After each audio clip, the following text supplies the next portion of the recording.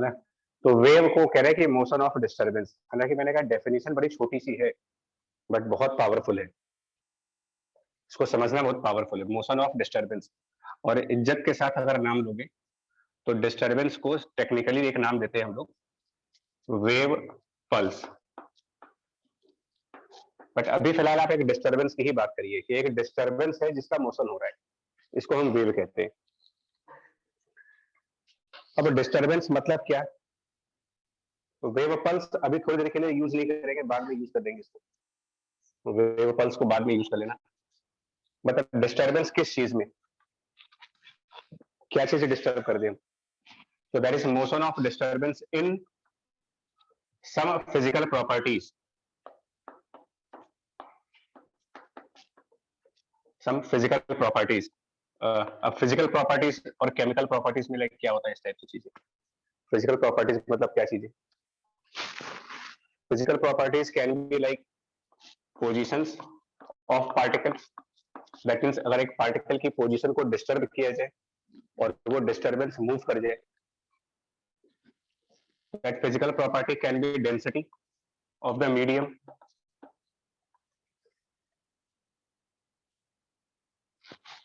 नहीं उधर दिख नहीं रहा शायद, रुक जाओ।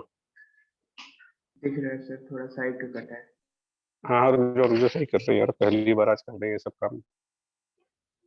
अभी डेंसिटी दिखा तुम्हें? सर अब दिख रहा है। ठीक है, पोजीशन, डेंसिटी और मे बी प्रेशर की बात कर लें, मतलब कोई भी वो चीज जो आप फिजिक्स में पढ़ रहे हो, अगर उनमें से कोई भी चीज हमने डिस्टर्ब की और वो डिस्टर्बेंस एक जगह पे ना हो करके और प्रोपोगेट कर जाए, ट्रेवल कर जाए, तो उसको हम कहते हैं कि वो एक वेव है। ठीक है, बट इससे समझ कुछ नहीं आया होगा, मुझे 100% श्योर है। बात सही है ना? हाँ, तुम लोग ये दो कहाँ बैठे हो, पहले ये बताओ। पीछे दो कहाँ बैठे हो तुम लोग, इतनी दोस्ती?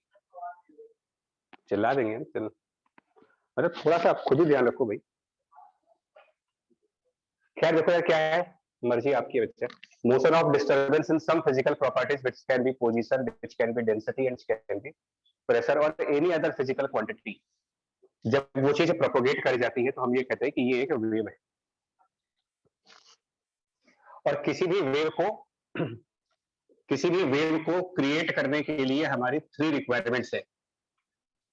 हमको 3 चीजों की जरूरत है हमारी। पहला रिक्वायरमेंट होती है एक सोर्स की, दूसरा रिक्वायरमेंट होती है किसी मीडियम की, और तीसरी रिक्वायरमेंट होगी इनके बीच में किसी न किसी कनेक्शंस की, connection between the source and medium. ये हमारी तीसरी रिक्वायरमेंट है।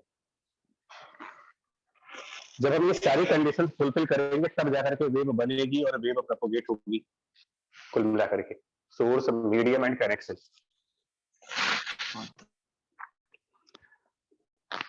हम अगर एग्जांपल लें अपने का, हम लोग बात कर रहे हैं आपसे, बात मेरी आवाज आप तक जा रही है, तो इसमें सोर्स क्या है, मीडियम क्या है और हमारे और आपके बीच में कनेक्शन क्या है। तो साउंड की बात करेंगे तो साउंड के लिए सोर्स मैं खुद हो गया, ठीक है, हमारे गले में वोकल कॉर्ड्स होती है सबके गले में, तो ये सोर्स हो गया। और मीडियम क्या है यहाँ पर, तो कमरे में जो एयर है, एयर मीडियम है। और हमारे वोकल कॉर्ड में और एयर में कनेक्शन क्या है? कनेक्शन मतलब क्या हमारा, मतलब हम इस एयर से कनेक्टेड है यहाँ पर, ऑब्वियसली कनेक्टेड है, क्योंकि हमारे जो लिप्स है, जो माउथ है, जहां से साउंड निकलना है, वो चीज तो एयर के ही कांटेक्ट में आ रही है ना। तो हमारा सोर्स और एयर कांटेक्ट में है, मीडियम के साथ हमारा कांटेक्ट बन रहा है, कनेक्शन है यहाँ पर। तो ये तीनों चीजें होने की वजह से वेव बनेगी और वो प्रोपोगेट भी करेगी आगे। अब इसको एक और एग्जांपल से देखेंगे, इन तीनों की जो रिक्वायरमेंट्स है इनको एक और एग्जांपल से देखेंगे।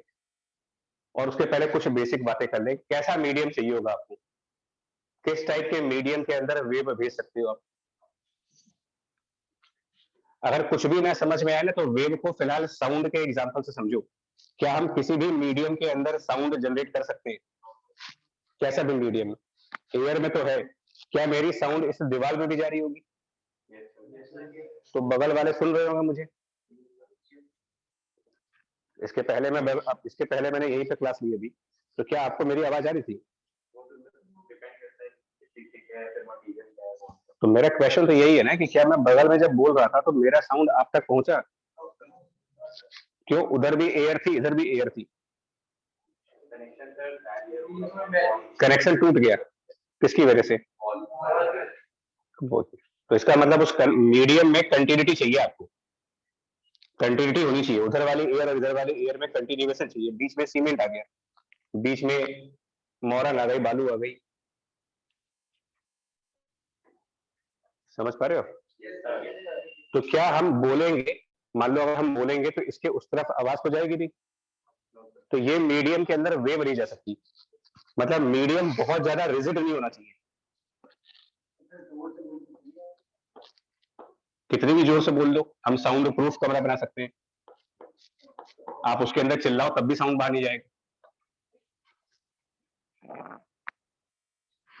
लो रिजिडिटी होनी चाहिए उसमें, मीडियम लो रिजिड होना चाहिए।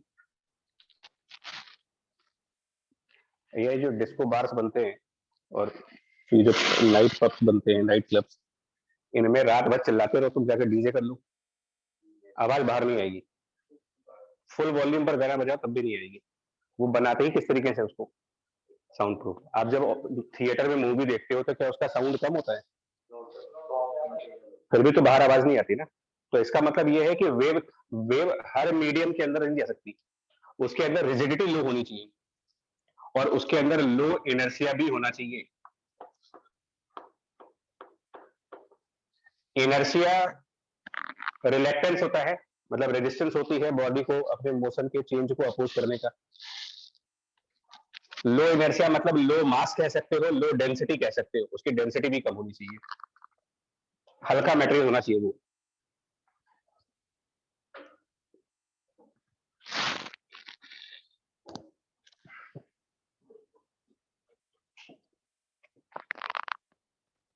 ठीक है यार, ये बेसिक पॉइंट्स हो गए। और एक और फैक्ट है, एक और जो बेसिक बात है वो ये कि वेव के टाइप्स कितने हैं। जो बेसिक पॉइंट्स पे जाए तो वेव का टाइप है ना, टाइप्स, तो मेनली इनको दो पार्ट्स में डिवाइड किया गया है, एक ट्रांसवर्स के फॉर्म में और दूसरा लॉन्गिट्यूडनल फॉर्म में। बट इनको डिफरेंशिएट करने का रीजन क्या है, ट्रांसवर्स और लॉन्गिट्यूडनल के डिफरेंशिएशन पैरामीटर क्या है? कैसे बोलते हो कि वेव ट्रांसवर्स है, कैसे बोलते हो कि वेव लॉन्गिट्यूडनल है?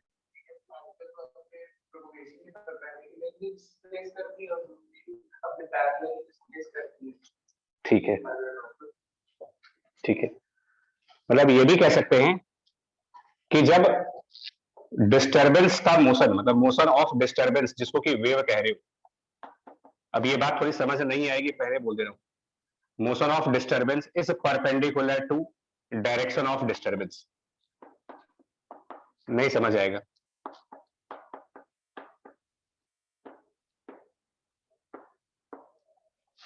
Motion of disturbance perpendicular to the direction of disturbance.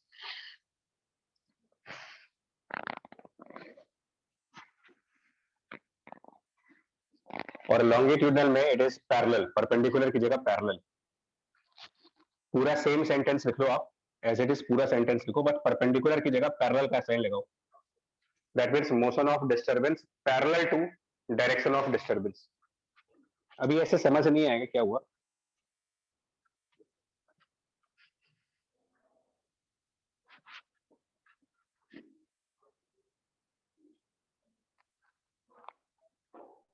ठीक है, दो बातें की गई है, एक बात की गई है डायरेक्शन ऑफ डिस्टरबेंस और एक बात किसकी की जा रही है, डायरेक्शन मोशन ऑफ डिस्टरबेंस। और डिस्टरबेंस किसी क्वांटिटी में होगा, डिस्टरबेंस पोजीशन में हो सकता है, डिस्टरबेंस डेंसिटी में हो सकता है, डिस्टरबेंस प्रेशर में हो सकता है। तो अगर हम डिस्टरबेंस पोजीशन में मान लें तो जो चेंज ऑफ अ पोजीशन है, ध्यान रखना, काइनेमेटिक्स में बोलते हो change in the position of object, इसको एक नाम से डिफाइन किया गया है, चेंज इन पोजीशन को, डिस्प्लेसमेंट। और चेंज इन पोजीशन को ही हम डिस्टरबेंस भी कह सकते हैं, disturbance in the position is the displacement. यानी कि अगर डिस्प्लेसमेंट के परपेंडिकुलरली वेव जा रही हो, मतलब कि मीडियम के जो पार्टिकल्स हैं, मीडियम पार्टिकल्स, अगर उनकी डिस्प्लेसमेंट वाई एक्सिस पे हो रही हो, डिस्प्लेसमेंट वाई एक्सिस पर, लेकिन वेव एक्स एक्सिस पे जा रही हो, मतलब कि particles are moving on the Y direction but the wave is moving on the X direction, किस टाइप की वेव कहोगे इसको? ट्रांसवर्स। और अगर ये सेम डायरेक्शन में होते तो लॉन्गिट्यूडनल, ये मतलब हुआ है। सिंपल वर्ड्स में अगर बात करें तो when the particles are moving in a line, when the particles are moving in a line that is perpendicular to the wave, it is transverse, and if it is parallel to the wave, it is longitudinal. important है लिखने के लिए यार, किसी भी chapter का initial 10-15 minute का जो थ्योरेटिकल पार्ट होता है वो काफी इंपॉर्टेंट है, बिल्कुल डेफिनेशन सब वहीं पर है।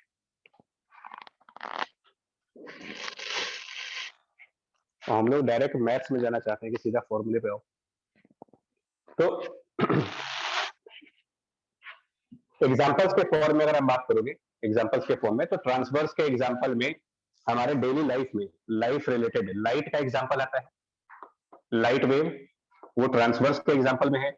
और लॉन्गिट्यूडनल एग्जांपल में हम लोग साउंड, ऑडियो एंड वीडियो, मतलब वीडियो ट्रांसवर्स है, ऑडियो लॉन्गिट्यूडनल।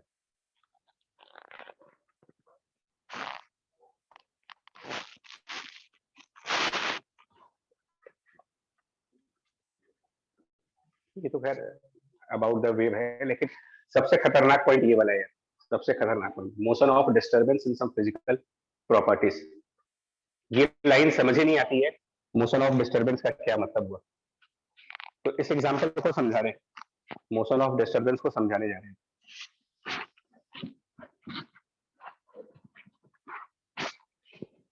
बट डायरेक्टली नहीं समझाएंगे, मोशन ऑफ डिस्टर्बेंस आपको हम डायरेक्ट नहीं समझाने जा रहे हैं, उसकी जगह दूसरा एग्जांपल लेंगे।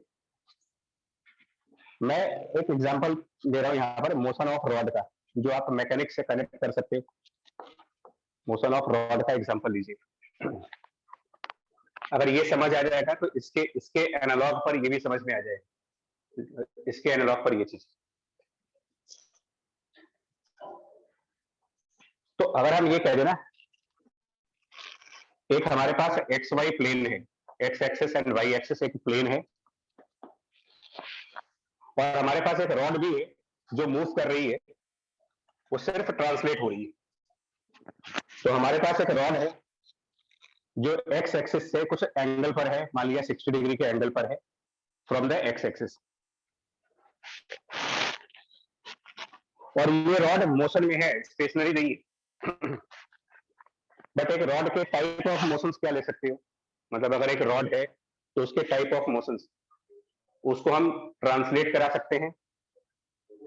It can translate, a rod can rotate और कंबाइंड। तो मैं यहां पर एग्जांपल ले रहा हूं कि ये जो रॉड मैं कंसिडर कर रहा हूं अपने प्रॉब्लम के अंदर, इसकी कुछ सर्टेन लेंथ होगी, एक्स एक्सिस से 60 डिग्री के एंगल पर है, और ये सिर्फ ट्रांसलेट करेगा, ये इसकी ट्रांसलेशन होगी, ओनली ट्रांसलेटरी मोशन, कोई रोटेशन इन्वॉल्व नहीं है, सिर्फ ट्रांसलेट कर रहा है। और ये इस रॉड की पोजीशन है at time t equal to 0, position of rod at the time t equal to 0 यहां पर है।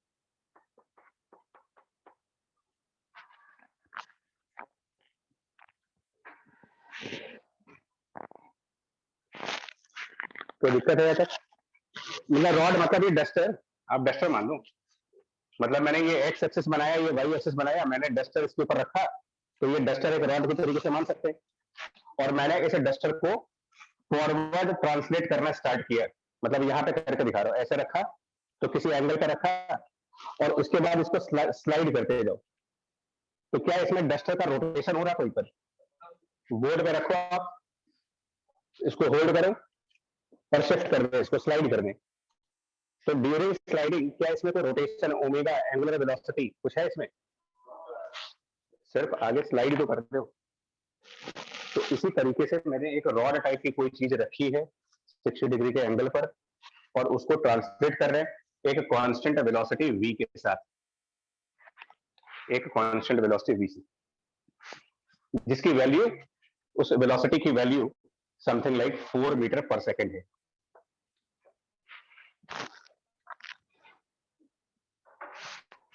अब फिजिक्स और मैथ्स का कॉम्बिनेशन चलने जा रहा है। फिजिक्स की नजर में ये एक रॉड है, फिजिक्स की नजर में ये चीज हमने एक रॉड कही है, और मैथ्स की नजर में ये एक स्ट्रेट लाइन है।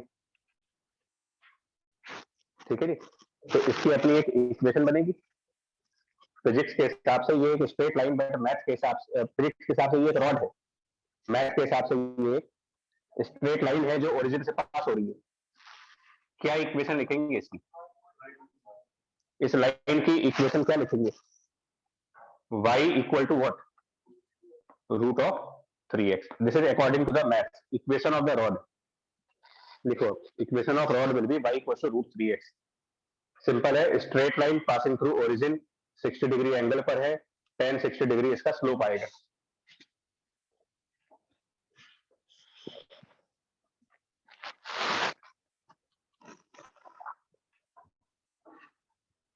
ठीक है, बहुत केयरफुली एक एक वर्ड पर आपको सुनना पड़ेगा।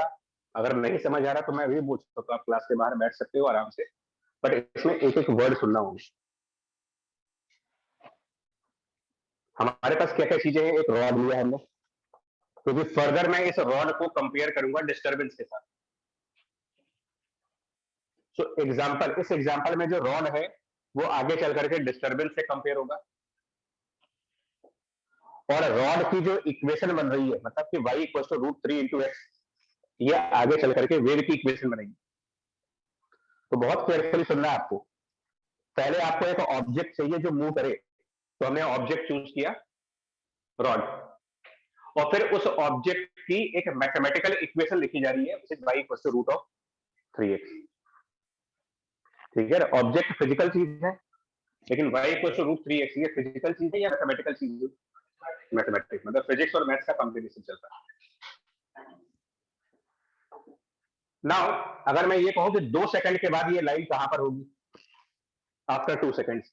इस लाइन को आप इससे कंपेयर करो डस्टर से, तो अभी ये डस्टर ओरिजिन से पास हो रहा था, तो इसकी एक इक्वेशन हुई y equal to root 3x। अब अगर मैं इसको स्लाइड करता जाऊंगा तो 2 सेकंड के बाद ये डस्टर कुछ आगे आ जाएगा, क्या अभी भी इसकी मैथमेटिकल इक्वेशन सेम रहेगी? 2 सेकंड बाद, आफ्टर 2 सेकंड्स, ये लाइन आगे चली गई बिना रोटेट किए, मतलब कि उसी एंगल को मेंटेन करते हुए। क्या जिस इक्वेशन से इस लाइन को पहले लिखा गया था यही इक्वेशन यहां पर होगी? क्यों नहीं होगी?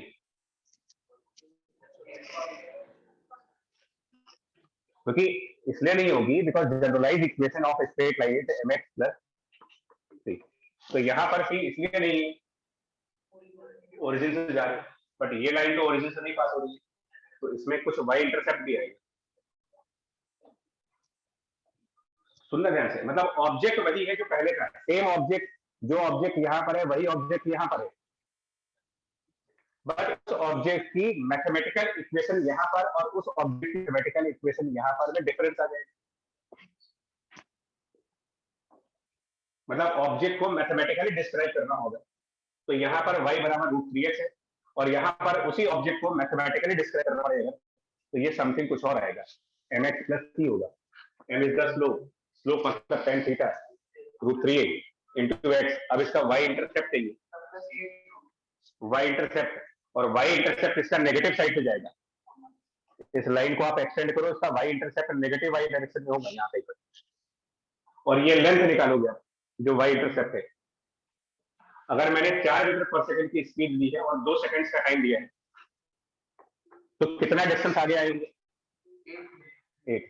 यानी ये जो हॉरिजॉन्टल लेंथ है ये 8 है, ये एंगल 60 है, तो ये एंगल भी 60 हो गया, और अगर ये एंगल 60 है तो ये सामने का जो y इंटरसेप्ट होगा ये लगे, y इंटरसेप्ट सामने वाली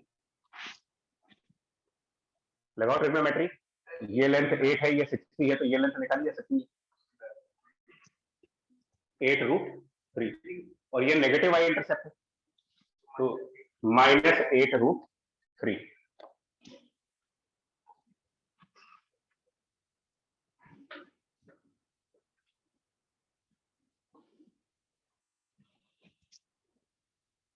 तुम लोग के सर से ऊपर से जाएगा, बाउंस करना है, बिकॉज स्कूल में तो ये सुना ही नहीं हुआ आज तक। अगर इंटरेस्ट नहीं ले रहे हो जो नहीं ले रहे होंगे, मतलब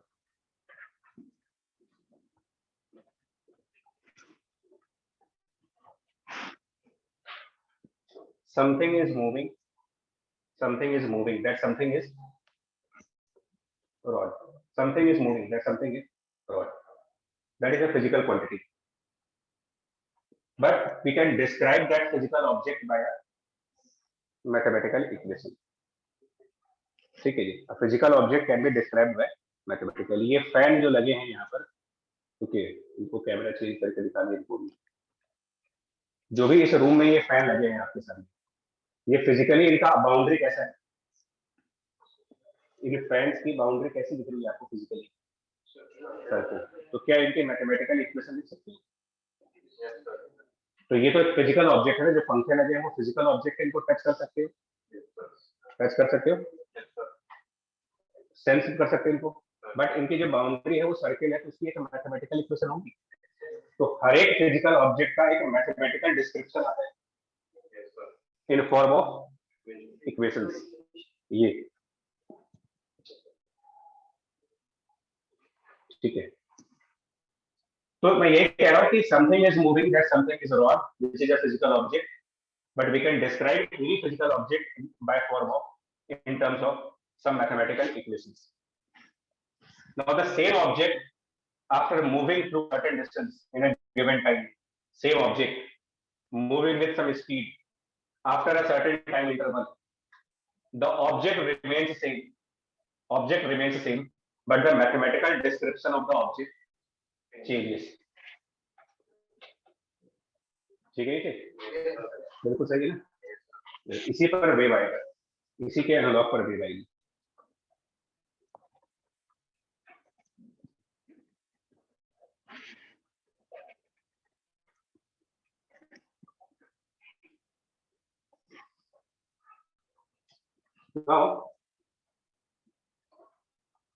लिख लो, बताओ, कर लिख लिया तो बता, कभी नहीं पीछे रहने के लिए ना।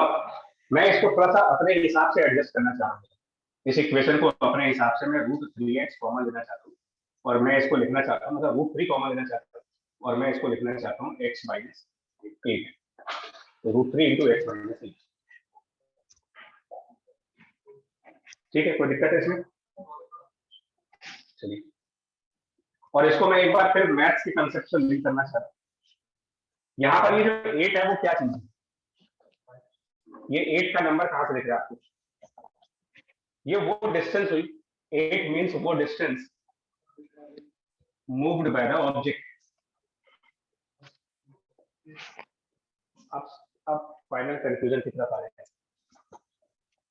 If we have a physical object which can be described by some mathematical equation, a physical object that can be described by mathematical equation, and now if the object travels at some constant speed, then after a certain time the object will move by some distance, and now to describe the object by some mathematical equations, to describe the same object by some mathematical equation, all we have to do is change the value of x by x minus 8. √3 पहले भी था, √3 अभी भी है, पहले सिर्फ x था, अब वहां पर क्या है, x minus 8।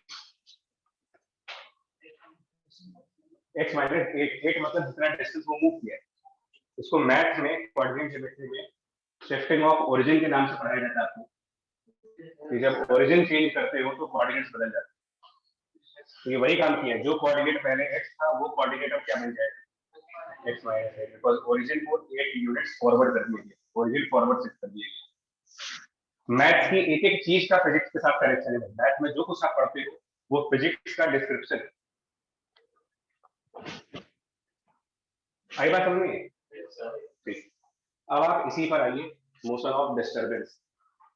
नो, डिस्टर्बेंस भी एक फिजिकल क्वांटिटी है, बिकॉज़ डिस्टर्बेंस किसी फिजिकल प्रॉपर्टी नहीं कर रहे, तो something is disturbed, position is disturbed, pressure is disturbed, volume is disturbed, कुछ तो डिस्टर्ब हो ही रहे।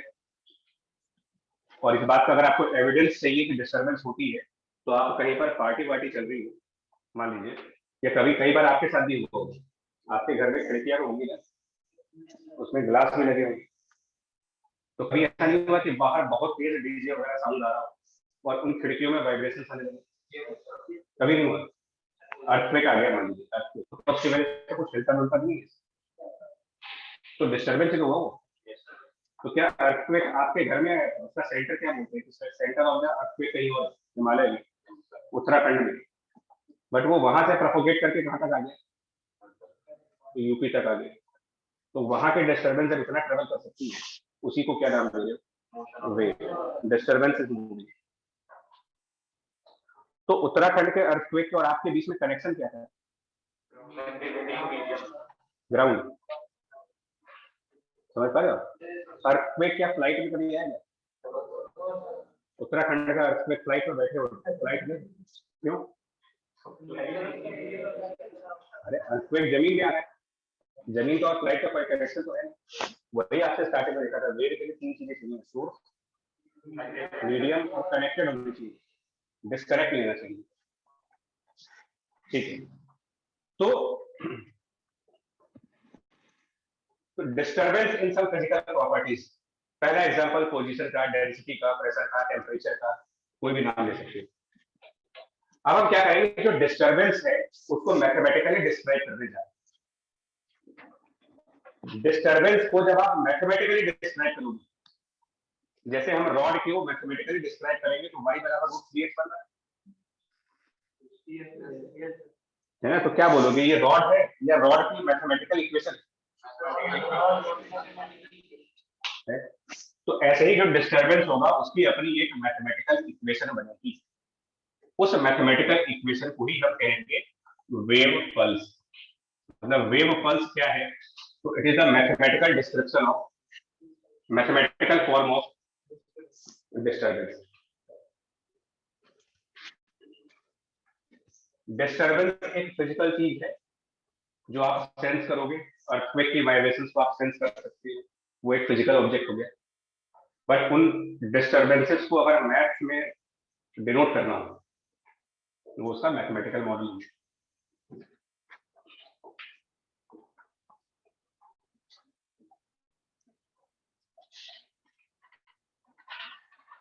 तो अगर आपने रॉड का एग्जांपल वाकई में समझा होगा, पहले से समझा होगा, तो मेरा जो अगला टॉपिक है वो भी समझ में आएगा, और ये नहीं समझा होगा तो वो भी नहीं आएगा।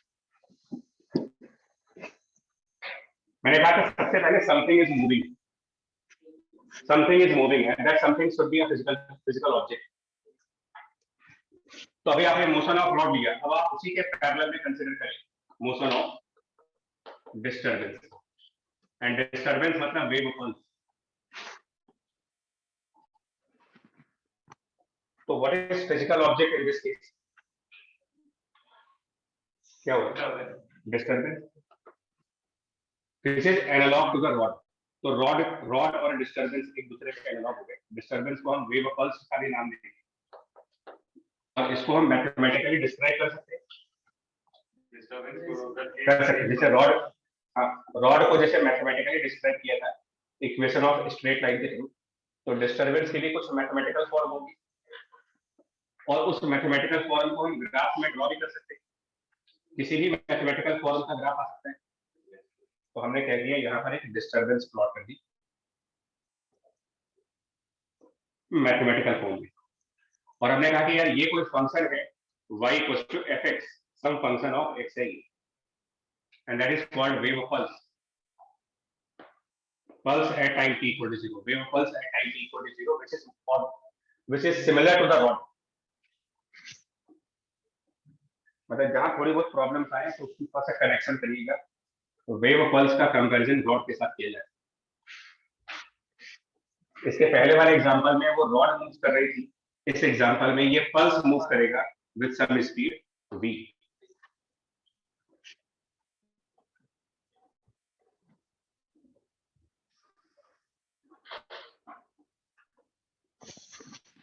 तो वेव पल्स को माउंटेन मान लो, माउंटेन तो फिजिकल ऑब्जेक्ट है भाई। यार सेकंड लाइन पे प्लीज, आपको बहुत मजा आ रही है, आप जा सकते हो। नहीं बच्चा सुनो,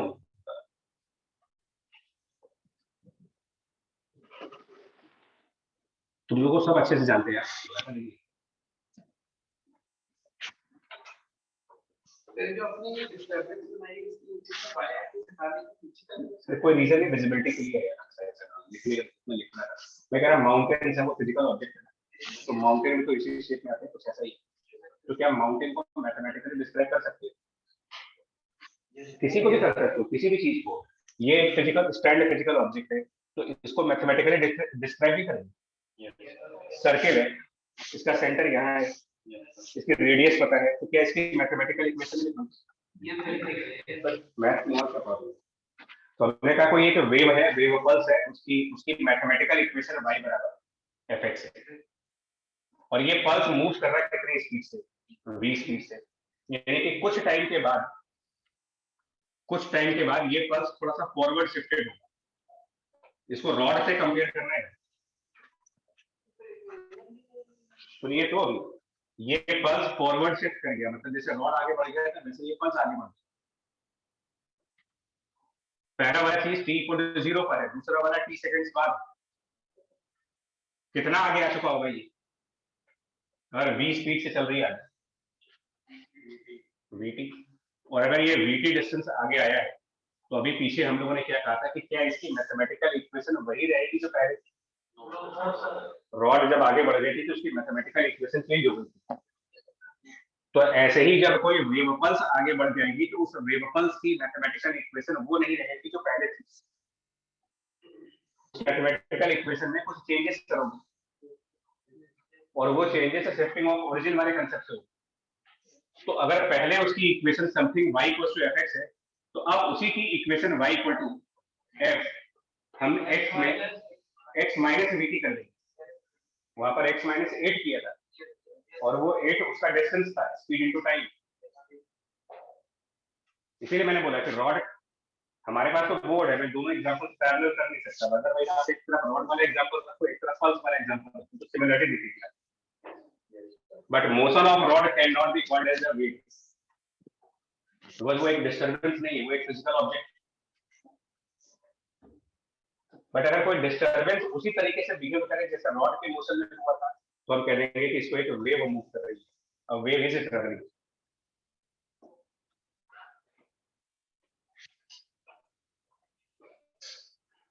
I logic clearly. Okay. In which direction the wave is traveling? In which direction? In which direction this wave is going? Travel किस तरफ कर रही है? Positive. अगर यही वेव नेगेटिव एक्स डायरेक्शन में गई प्लस तो पहला कंसेप्ट कंक्लूजन मोड पे जा रहे हैं। अगर y = fx, अगर y = fx equation of pulse है, इक्वेशन ऑफ वेव पल्स, तो ये जो फंक्शन बन रहा है y = f(x - vt), इसको बोलते हैं ये इक्वेशन ऑफ वेव है। ये वेव इक्वेशन कहलाती है, इसमें टाइम का भी करवाता है, और ये वेव पल्स की इक्वेशन कहलाती है। डिफरेंस है वेव पल्स में और वेव में। Wave pulse is the equation when time t was 0, and wave equation is a generalized equation at any given time. ये डिफरेंस है दो इक्वेशंस। मतलब कि सेम चीज को मैथमेटिकल डिस्क्राइब, मतलब देखिए ऑब्जेक्ट वही है, एक बार सुनना यार, जो ऑब्जेक्ट यहाँ का वही ऑब्जेक्ट यहाँ भी है। Same object when described mathematically, first time it was described by the function y = fx, and the second time this is described by the function x minus vt. The same object is described by some new equation, just like वो rod है, उसी rod की नई equation आई थी। क्यों नहीं आ गई थी? पहली बार वो रॉड ओरिजिन से पास हो रहा था, अगली बार वो रॉड कहीं और से पास हो रहा था। तो सेम ऑब्जेक्ट की दो इक्वेशंस बन रही थी एट डिफरेंट टाइम्स। तो टाइम 0 पर जो इक्वेशन है वो पल्स है, और किसी जनरल टाइम t पर जो इक्वेशन है वो वेव इक्वेशन। पल्स को भी मतलब वेव इक्वेशन कह सकते हैं। नहीं, पल्स वेव इक्वेशन कह सकते हो एट टाइम t = 0। हाँ, स्पेशल केस हो गया टाइम t = 0 पर। और जो वेव पल्स है, भैया पानी में वेव कभी दिखे नहीं हो? वाटर पार्क गए वास्ते गए होंगे, तो वाटर पार्क में वेव नहीं आती वाटर में, कभी देखे हो? तो जो वाटर वेव जब स्टार्ट की जाती है, क्या उसी टाइम आपके पास आ जाती है? उसमें तो क्रस्ट और ट्रफ बनते हुए देखते होगे ना, पानी ऐसे ऊपर नीचे ऐसे, और जहाँ पे आप खड़े होते होगे कुछ तो टाइम लगता होगा। तो वो जो क्रस्ट एंड ट्रफ है, वो आप तक आने में जो टाइम लेंगे, वही चीज प्रोपोगेशन ऑफ वेव है, travelling of the wave. Wave को क्रिएट कहीं पर करते हैं, फिर वो आगे बढ़ जाती है। और वेव क्रिएट करने पर पानी जितना ऊपर नीचे गया, मतलब कहीं पर वाटर ऊपर जाता है, कहीं पर वाटर, इसकी मैथमेटिकल इक्वेशन जब लिखी जाएगी, पानी के ऊपर नीचे जाने की मैथमेटिकल इक्वेशन, वो हम क्या कह रहे हैं? Wave pulse.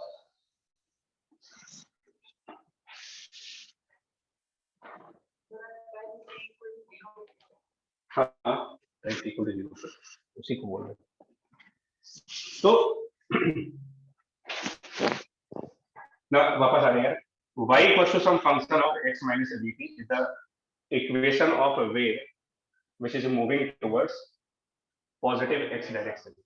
If this wave pulse is moving towards negative x direction,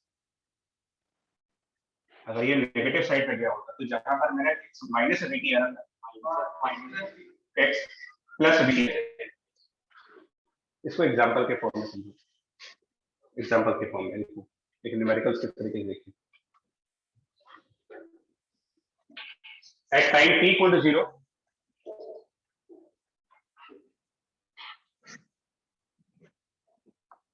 नीचे दिमाग में बिठा लो भाई, मैं बोल रहा हूँ आपसे, क्योंकि मेरा कुछ नहीं जाने वाला, तुम्हारी जाएगा।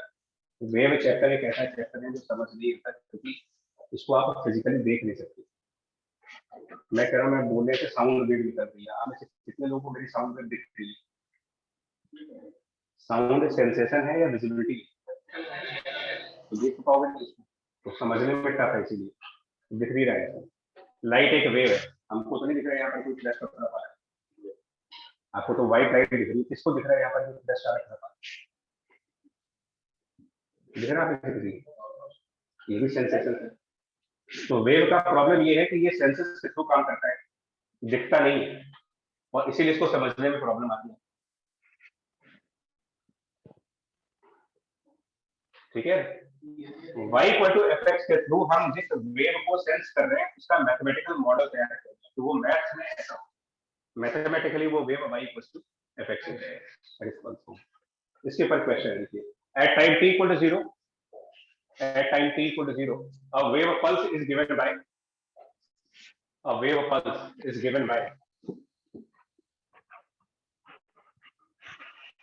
at time t equal to 0, a wave pulse is given by y equal to 1 upon 2 plus x square. A wave pulse is given by y equal to 1 upon 2 plus x square. तो मतलब ये किस चीज की equation है?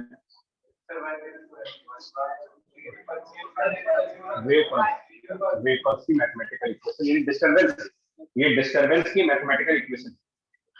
ठीक है, this pulse is moving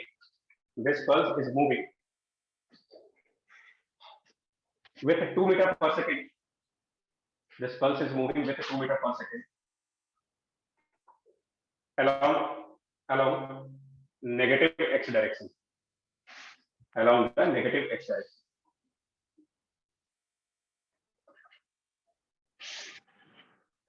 Write the wave equation.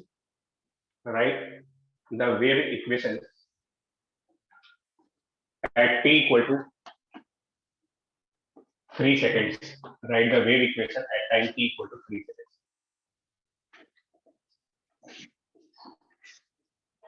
What is the wave equation at time t equal to 3 seconds?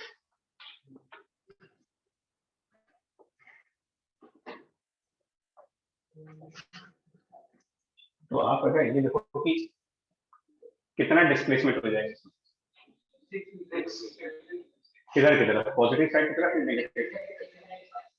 तो सिर्फ एक काम करना होता है, जो तुमको फंक्शन दिया गया है उसमें जहां पर x लिखा था वहां x प्लस कर दीजिए, क्योंकि नेगेटिव साइड पे जाए, और उसका स्क्वायर, बस इतना काम करना है। स्पीड इनटू टाइम से जो डिस्टेंस आ जाए उतना डिस्टेंस x में या तो प्लस करना होगा या x में माइनस करना होगा depending on direction of wave. अगर पॉजिटिव साइड की तरफ वेव जाएगी तो x minus VT, negative side की तरफ जाएंगे x प्लस वीटी। इतना सा काम कर दीजिए, वेव इक्वेशन तैयार होगा।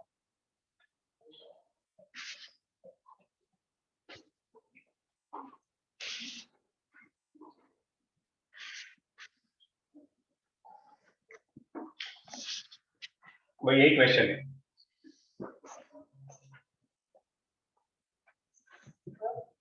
हाँ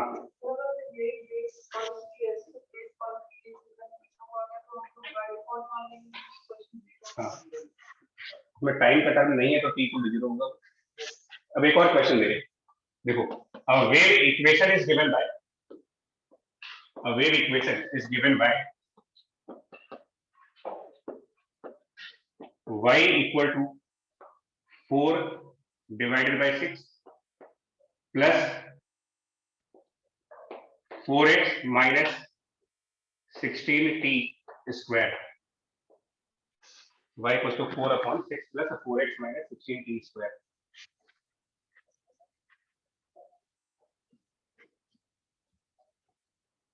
ये वेव इक्वेशन है, ठीक है। पहला question, in which direction the wave is moving, in which direction this wave is moving.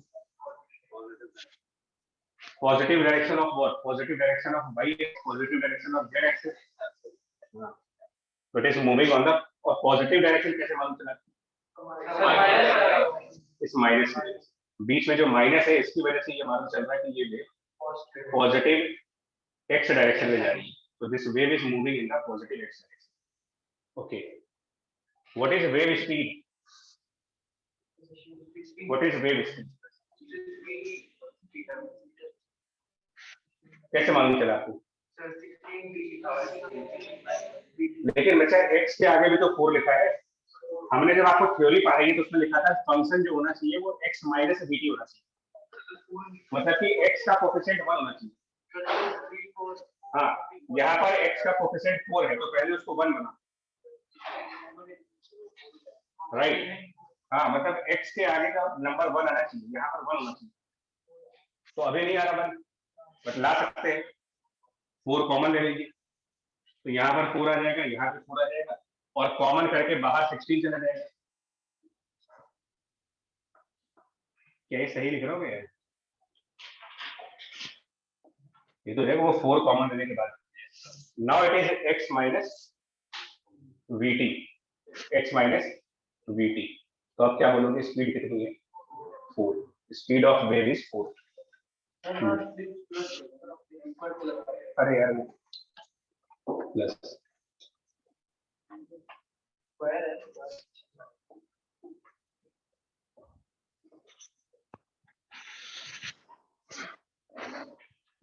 अब इसी क्वेश्चन का पार्ट है, draw the wave pulse at time t equal to 0। Draw the wave pulse at time t equal to 0। Draw the wave pulse at time t equal to 0।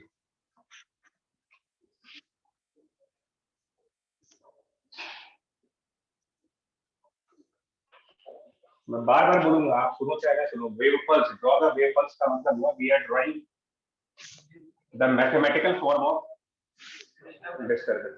Drawing wave pulse मतलब drawing the mathematical form of disturbance.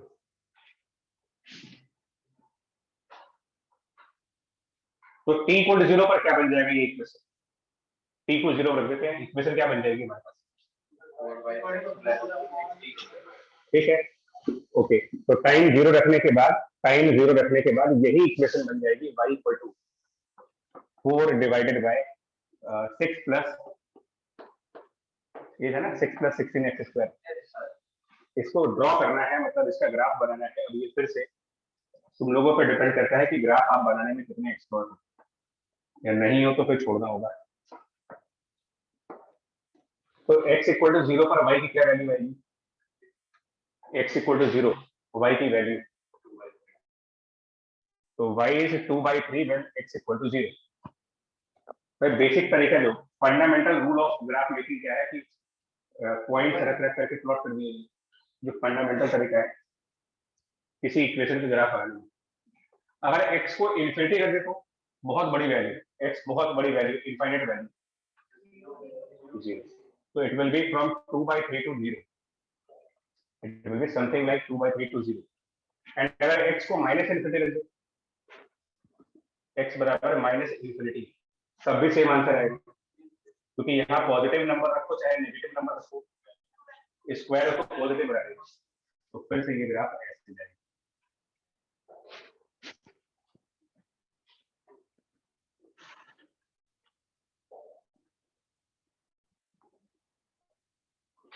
तो wave pulse का मतलब मैंने फिर बोला it is a mathematical description of disturbance, and if we can view the wave, दिख जाए आपको वेव, साउंड की वेव नहीं दिखेगी, लाइट की वेव नहीं दिखेगी, बट पानी में अगर वेव है तो आप उस वेव की फोटोग्राफ ले दो, तो वेव पल्स को स्नैपशॉट भी कहते हैं, उसकी पिक्चर है वेव की फोटोग्राफ। पानी में वेव चल रही है, उसकी फोटो क्लिक कर लीजिए, जो उसमें कर्व बनेंगे उन कर्व की मैथमेटिकल इक्वेशंस को वेव पल्स कहते हैं। पानी में तो वेव देख सकते हैं ना, लाइट की देख पाओगे, साउंड की देख पाओगे, बट वाटर में दिख जाती है, तो उसको आप पिक्चर कह सकते हो, उसकी फोटोग्राफ है, मतलब वेव देखने में कैसी होगी अगर दिख जाए तो।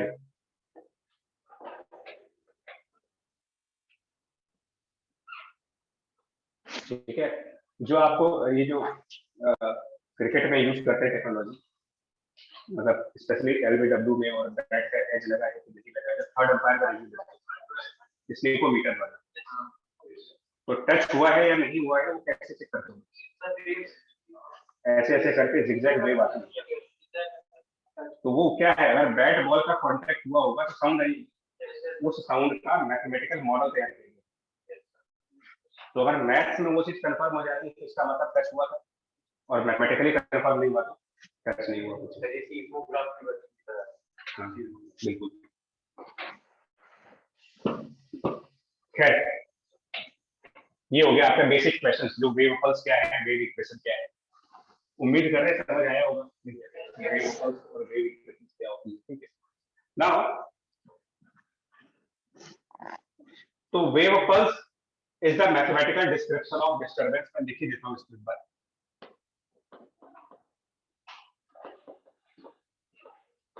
इस mathematical form of disturbance.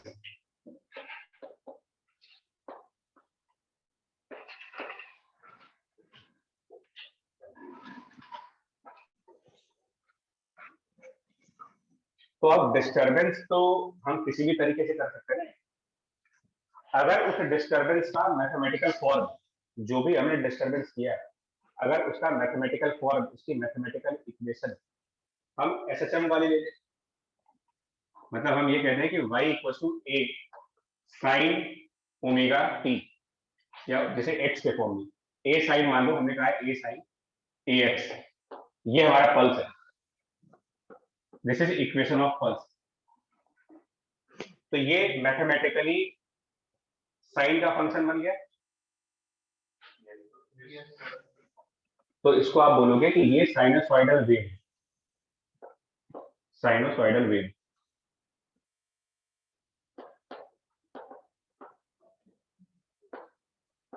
What is sinusoidal wave? A wave in which the mathematical form of disturbance is a function of sine. देखिए, अपने पहले बोल चुका हूँ कि y और x के बीच कुछ रिलेशन होगा, y और x के कुछ ना कुछ रिलेशन होना चाहिए। अब वो रिलेशन लीनियर भी हो सकता है, वो रिलेशन पैराबोलिक भी हो सकता है, वो रिलेशन क्यूबिक फंक्शंस का हो सकता है। तो अगर वो रिलेशन साइन फंक्शन का बनता है तो sinusoidal wave, SINUSOIDAL,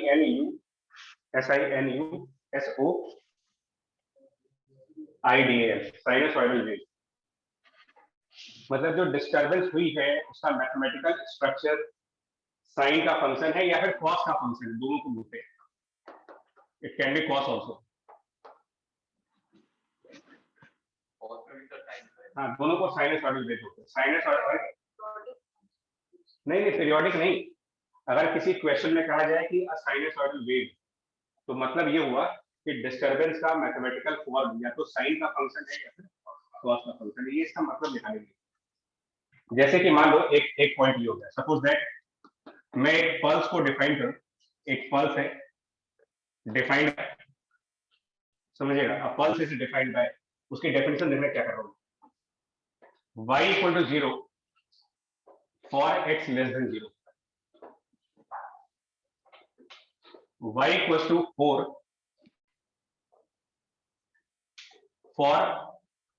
for x which is more than 0 and less than 2, and y is again 0 for x more than 2. Suppose एक मैथ्स की इक्वेशन ऐसे आ रही है, एक मैथ की इक्वेशन इस तरीके से आई,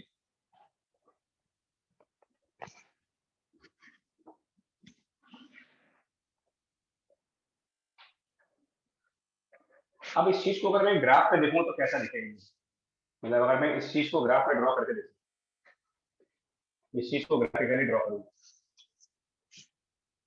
तो कैसा ग्राफ आएगा, देखो अगर इसको ग्राफ के ऊपर लेके जाओ, ये x हो गया, ये y हो गया, 0 से 2 के बीच में क्या दिखाएंगे, y को 4 निकाले, तो y को 4 दिखा देंगे, मतलब यहाँ पर एक लाइन बनाएंगे जिसकी वैल्यू 4 होगी, बट ये कहां से कहां तक, 0 से 2 तक, उसके अलावा क्या दिखाएंगे, तो यहाँ पर भी y की वैल्यू 0 और यहाँ पर भी y की वैल्यू 0, तो ये जो येलो कलर से मैंने ग्राफ बनाया है ये वेव पल्स, ये देखने में कैसा है आपको, ये चीज ज्योमेट्रिकली क्या दिख रही है, तो it is called rectangular wave, rectangular wave बोल देंगे इसको, मतलब ऐसी वेव जिसकी पल्स रेक्टेंगल के फॉर्म में, ऐसी वेव जिसकी पल्स साइन या कॉस के फॉर्म में है वो साइनसॉइड, ऐसी वेव जिसकी पल्स रेक्टेंगल के फॉर्म में है रेक्टेंगुलर वेव।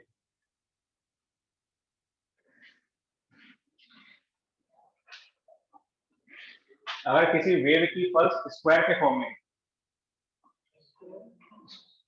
हम समझ ही नहीं पा रहे ना, हम बार बार करें इतनी देर से लगातार तो मतलब बोल रहा हूँ, पल्स मतलब डिस्टर्बेंस और उसकी एक मैथमेटिकल फॉर्म होगी, पल्स मतलब disturbance having some mathematical form, if that mathematical form is trigonometric sinusoidal, अगर वो मैथमेटिकल फॉर्म रेक्टेंगल है, रेक्टेंगुलर वेव, वो मैथमेटिकल फॉर्म का ट्रायंगल बनना, ट्रायंगुलर वेव, स्क्वायर बनेगा तो स्क्वायर वेव कहेंगे, मतलब उस वेव की पिक्चर जब क्लिक की जाएगी तो मुझे स्क्वायर दिखेगा, अगर किसी वेव की पिक्चर क्लिक करने पर साइन का फंक्शन दिख जाए तो साइनसॉइडल वेव, ये हो गया।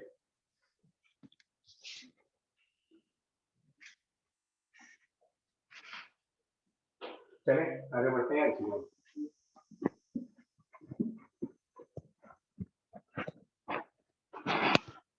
वेव पल्स भूलोगे तो नहीं, डिस्टर्बेंस का मैथमेटिकल फॉर्म सीधा सा, और वेव इक्वेशन, वेव पल्स की जनरलाइज इक्वेशन, वेव पल्स की generalize equation at some time, वो वेव इक्वेशन है। आगे बढ़ते हैं,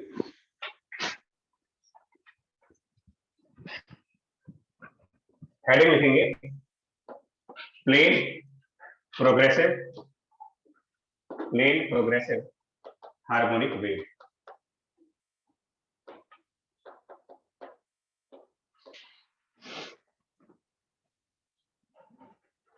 plane progressive harmonic wave.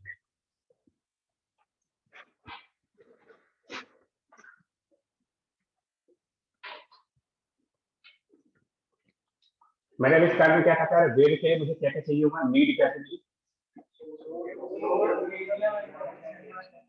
Source, medium और उनके बीच कनेक्शन, तीन चीजें चाहिए, सोर्स मीडियम एंड कनेक्शन।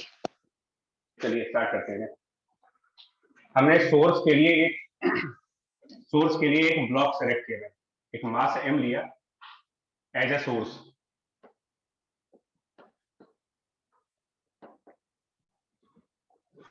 और वो मास स्प्रिंग से अटैच है, एंड स्प्रिंग से अटैच होने की वजह से वो मास सिंपल हार्मोनिक मोशन में है, ऊपर नीचे टू एंड फ्रो मोशन कर रहा है।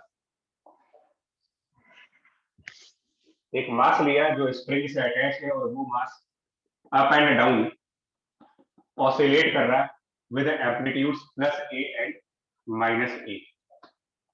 प्लस ए मतलब पॉजिटिव साइड का एम्पलीट्यूड, माइनस ए का मतलब negative side amplitude. So first thing, source is considered as a block. हमने एक नीड अपनी पूरी करनी, सोर्स वाली नीड पूरी होगी, ठीक है जी। दूसरी नीड क्या है? तो इससे हम क्या कर रहे हैं, एक स्ट्रिंग अटैच कर रहे हैं, इस ब्लॉक से एक रोप अटैच कर दी, स्ट्रिंग और रोप, जो हमारा सेकंड फुलफिलमेंट कर रहा है, which is as a medium.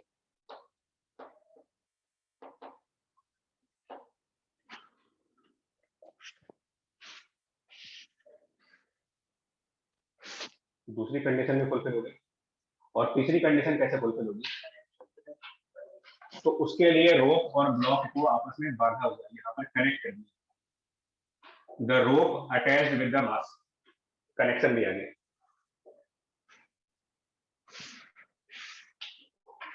अब ठीक है, तीनों चीजें हो गई। सोर्स मतलब oscillating block is my source, rope is my medium, and the rope and block are attached, connected है। तो तीसरा पॉइंट भी आ गया, कनेक्शन। अब इससे होगा क्या? इमेजिन करें एक सिचुएशन को, जिसमें ये रोप ब्लॉक से अटैच नहीं, मतलब इनके बीच कोई कनेक्शन नहीं। ऐसे मान लो कि रोप अलग है, ब्लॉक अलग है, मान सकते हैं? तो क्या इसके ऊपर नीचे ऑसिलेट करने की वजह से, ऊपर नीचे जाने से, मतलब ऑसिलेशंस करने की वजह से, क्या रोप के किसी भी पॉइंट पर कोई फर्क पड़ेगा? क्यों नहीं पड़ेगा? इसके ऐसा क्यों? इसके ऑसिलेट करने से ये डिस्टर्ब क्यों नहीं होगी? तीसरी चीज का तो यहाँ पे डिस्टर्ब कर दिया, ठीक है। तो ये बात तो समझ में आ गई कि अगर इनको आपस में अटैच नहीं करोगे तो इसके ऑसिलेशन से इनका कुछ नहीं होने वाला। अगर ये स्टेशनरी है तो लाइफ टाइम स्टेशनरी है, ठीक है जी, चाहे यहाँ कुछ भी होता रहे। समझ आ रहा है आपको? लेकिन अगर मैं इसको कनेक्ट कर दूं तो इस रोप को ब्लॉक से कनेक्ट कर दीजिए। अब सुनिएगा, क्या रोप का वो पॉइंट जो ब्लॉक से अटैच है, बिल्कुल यहाँ पर, यहाँ वाला, ये अ पॉइंट ऑफ रोप, क्या इसमें कोई डिस्टरबेंस होगी? ध्यान दीजिएगा, ऑसिलेशन ब्लॉक ने स्टार्ट किया है, इस पॉइंट ने स्टार्ट नहीं किया था। टू एंड फ्रो मोशन ये ब्लॉक कर रहा है, तो क्या इस पॉइंट पे कोई फर्क पड़ेगा उससे? अगर ये बधे हुए क्या हो जाएगा? चलेगा। यही इसी को बोलते हो कि डिस्टरबेंस ट्रांसफर हो गई।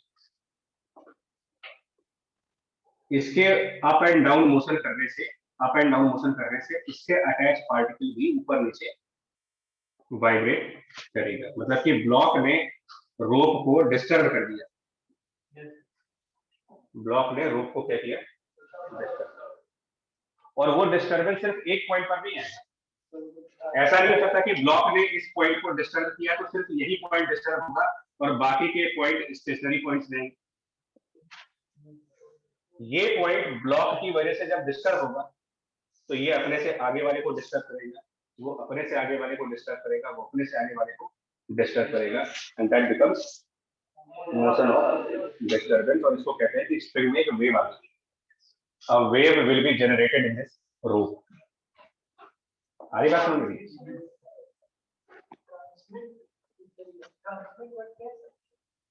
हाँ, कह सकते हैं। So, सबसे पहले कौन सा पॉइंट डिस्टर्ब होगा रोप? डायरेक्टली वो पॉइंट जो ब्लॉक से बना है, सबसे पहले ये डिस्टर्ब होगा। ओके, अब कुछ और क्वेश्चंस, क्योंकि ये ब्लॉक सिंपल हार्मोनिक मोशन कर रहा है, ऑसिलेट कर रहा है, तो नेचुरल से बात है इसकी कुछ फ्रीक्वेंसी होगी। Let that frequency be F. इसका कुछ एम्पलीट्यूड भी होगा, कैपिटल ए। ब्लॉक की ऑसिलेट करने की frequency and point of rope के ऑसिलेट करने की फ्रीक्वेंसी में क्या डिफरेंस आएगा? पॉइंट ऑफ रोप जो इस ब्लॉक से बंधा हुआ है, पॉइंट ऑफ रोप, ये भी तो ऑसिलेट करेगा। कितनी फ्रीक्वेंसी से? क्यों? कनेक्शन, वो आपस में connected and also same amplitude भी। जितना ऊपर ब्लॉक जाएगा उतना ऊपर ये भी जाएगा, बंधे हुए हो।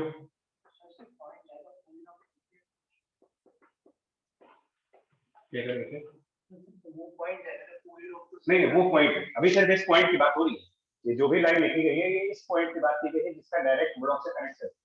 जो पॉइंट ब्लॉक से डायरेक्टली अटैच है, मैं इसकी बारे में बात कर रहा हूँ। बंधा हुआ है ना, लूज तो है नहीं। तो ब्लॉक ऊपर गया तो ये भी ऊपर गया, ब्लॉक नीचे आया तो ये भी नीचे आया, मतलब ये पॉइंट ब्लॉक को फॉलो कर रहा है। जो जो काम ब्लॉक करेगा वही ये काम करेगा। एग्जैक्टली, इसकी फोटोकॉपी मिल जाएगी। ओके,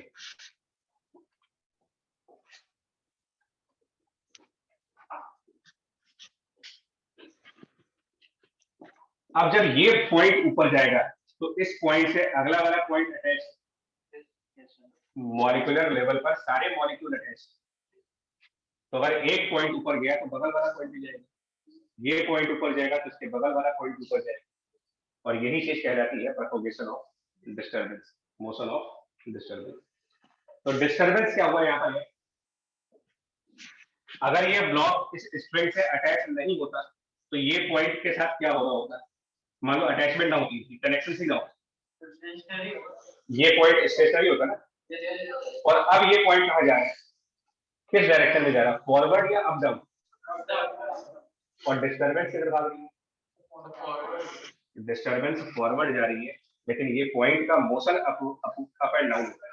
कौन सी ट्रांसवर्स में, यानी स्ट्रिंग में ट्रांसवर्स में भाई।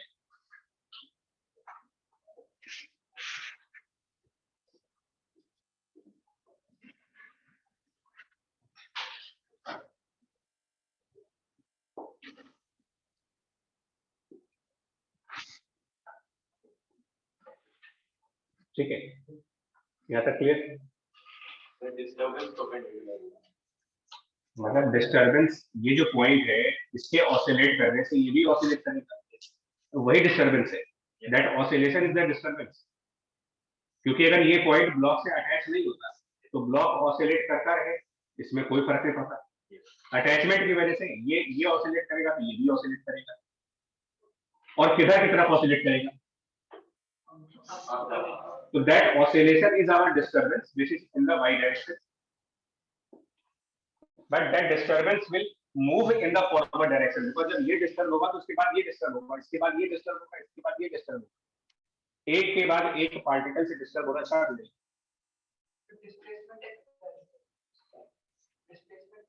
किसकी डिस्टर्बेंस?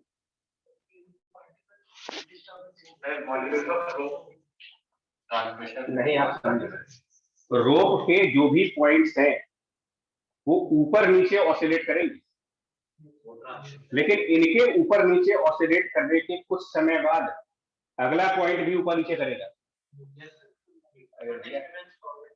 हाँ, 50 साइकिलें एक लाइन में खड़ी कर दो और आखिरी वाली साइकिल गिरे अगर तो सब एक साथ गिर जाएगी। 50 साइकिलें लाइन में लगी, कोलैप्स कर रहे हैं, आखिरी एक साइकिल गिर गई, धड़धड़ा के सारी साइकिलें नहीं गिरती। प्लेइंग कार्ड का करो बार, आप प्लेइंग कार्ड खड़े कर दो और एक कार्ड को गिराओ, सारे गिर जाते हैं एक साथ, एक एक करके। पहला वाला कार्ड गिरेगा फिर उसको अगले वाले को गिराएगा, फिर वो अगले वाले को गिराएगा। तो सबसे पहले इसने वाइब्रेट किया, इसने अगले वाले को वाइब्रेट किया, इसने अगले वाले को वाइब्रेट किया, इसने अगले वाले को वाइब्रेट किया। तो इसको हम कह रहे हैं मोशन ऑफ डिस्टर्बेंस। लेकिन डिस्टर्ब होने के बाद पॉइंट्स किधर जाएंगे? वो तो ऊपर नीचे जाएंगे ना। ये यहाँ दो मोशंस हो रही है, एक एक इन पॉइंट्स का मोशन हो रहा है, वो ऊपर नीचे हो रहा है, और एक डिस्टर्बेंस की मोशन हो रही है, वो फॉरवर्ड हो रही है। ये कंफ्यूजन है इसमें।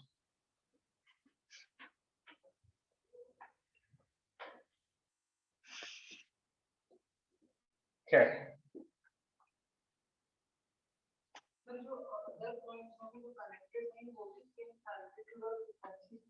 उस पे आ रहे हैं ना, अभी उस पे आ रहे हैं।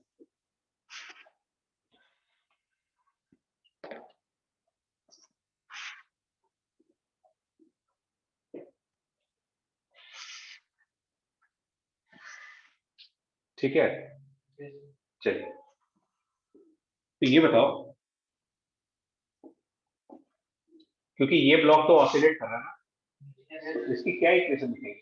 अगर ये ऑसिलेशन कर रहा है, सिंपल हार्मोनिक मोशन कर रहा है, तो इसकी कुछ इक्वेशन होगी, कुछ तो इक्वेशन होगी इसकी। क्या लिख सकते हैं? ठीक है, चलो, तो इसकी इक्वेशन लिख सकते हैं y s for the source will be amplitude a into sin omega t and plus phi में, जो SHM की इक्वेशन होती है, इक्वेशन ऑफ SHM लिख सकते हैं इसके लिए।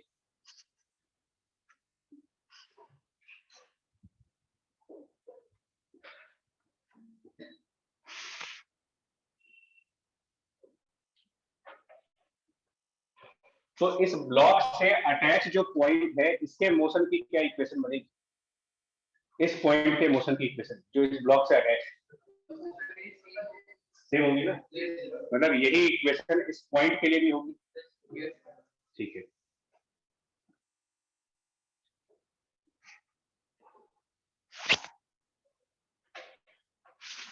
अब हम क्या कर रहे हैं यार, इस रोप में एक और पॉइंट है, इस रोप में यहां कहीं पर एक पॉइंट और है, यहां कहीं पर, और वो पॉइंट इस ब्लॉक से कुछ डिस्टेंस पे है,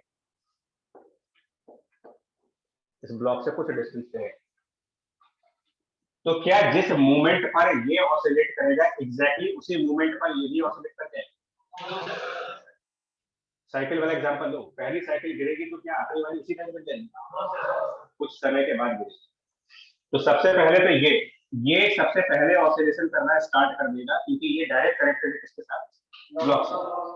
इसके ऑसिलेट करने के बाद अगला नंबर इधर वाले का आएगा, फिर उसके बाद वाले का आएगा, फिर उसके बाद वाले का आएगा, मतलब यहाँ तक डिस्टरबेंस पहुंचने में कुछ समय लगेगा, राइट? कितना, मतलब इस पार्टिकल को कितना वेट करना पड़ेगा अपने ऑसिलेशन स्टार्ट करने के लिए? बताएंगे कुछ?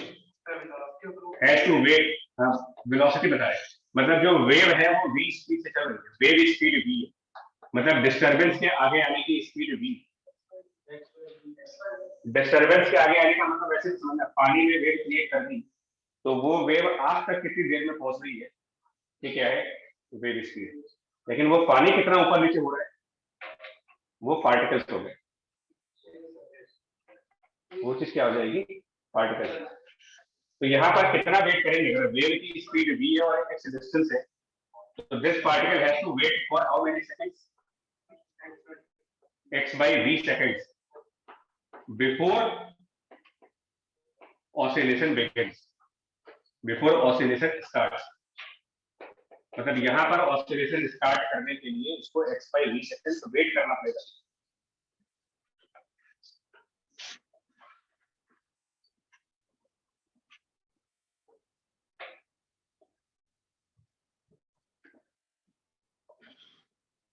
ठीक है,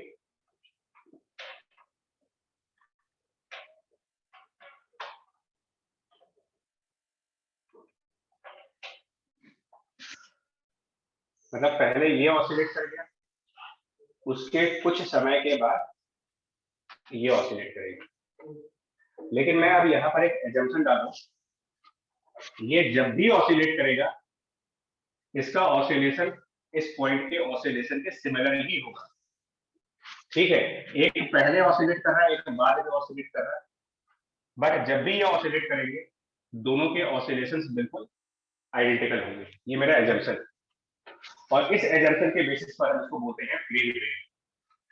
ये जो प्लेन वर्ड है ये इसी एजम्पशन की बेसिस पे आता है। Plane means all the points of the string or rope or the medium, they will oscillate in a similar way, not at the same time. not at the same time, oscillations will not happen at the same time, आगे पीछे हुए, पर जैसा oscillation इसने किया था exactly वैसा ही oscillation ये भी करेगा, भले कुछ समय के बाद करेगा, कुछ टाइम बाद करेगा। सर ये इस प्लेन वर्ड का मतलब है, जिस प्लेन वर्ड का यूज किया जा रहा है उससे मतलब कि प्लेन, हाँ प्लेन वेव का मतलब जिस एम्पलीट्यूड पर यहाँ ऑसिलेशन होगी उसी एम्पलीट्यूड पर यहाँ होगी, जिस फ्रीक्वेंसी पर यहाँ ऑसिलेशन होगी उसी फ्रीक्वेंसी पर यहाँ भी ऑसिलेशन होगी। लेकिन मैं फिर बोल दूं, सेम टाइम पर स्टार्ट नहीं होगी। ये पहले ऑसिलेशन स्टार्ट करेगा, ये कुछ टाइम बाद, ये कुछ वैसे ही हुआ। ट्रैफिक जाम लगभग काफी लंबा 2 किलोमीटर का, सबसे आगे वाली कार जब आगे बढ़ जाएगी तो 2 किलोमीटर पीछे वाली कार भी बढ़ेगी सेम टाइम पर। ट्रैफिक जाम में सबसे पहले आगे वाली कार बढ़ती है, फिर पीछे वाली बढ़ती है, आखिरी में जो खड़ा होगा बाद में वो जाएगा उसी डायरेक्शन में जहाँ पहली वाली कार थी, लेकिन उस टाइम पर तो नहीं जा पाएगा जब पहली वाली कार थी, आगे पीछे हो जाएगी वो चीज होगी। इस वजह से यहाँ पर क्या इक्वेशन बनेगी, अगर पूछा जाए कि इस पॉइंट के मूव करने की क्या इक्वेशन बनेगी, इस पॉइंट के मूव करने की इक्वेशन बहुत ध्यान से देखिएगा। अब फंसोगे आप। Equation for motion of this point, इस पॉइंट के मूव करने की इक्वेशन, और मैं कह रहा हूं कि ये पॉइंट बिल्कुल वैसे ही मूव कर रहा है जैसे ये पॉइंट मूव कर रहा है, और ये पॉइंट बिल्कुल वैसे मूव कर रहा है जैसे ब्लॉक मूव कर रहा है। ब्लॉक की इक्वेशन ये है a sin omega t plus five, ये ब्लॉक के मूव करने की इक्वेशन है। यही इक्वेशन इस पॉइंट की भी है जो उससे डायरेक्टली अटैच, और जैसे ये मूव कर रहा है वैसे ये भी मूव कर रहा है, एग्जैक्टली वैसे ही मूव कर रहा है। तो क्या इसकी भी सेम इक्वेशन होगी? क्यों नहीं होगी? टाइम का फर्क, मोशन सिमिलर है लेकिन टाइम सेम नहीं। तो हम क्या करेंगे, सिमिलर इक्वेशन लिखेंगे, इक्वेशन तो सेम लिखेंगे, सिमिलर इक्वेशन लिखेंगे, बट टाइम को चेंज कर देंगे। a sin omega t minus X by and plus five. अब ये माइनस क्यों किया, देखिए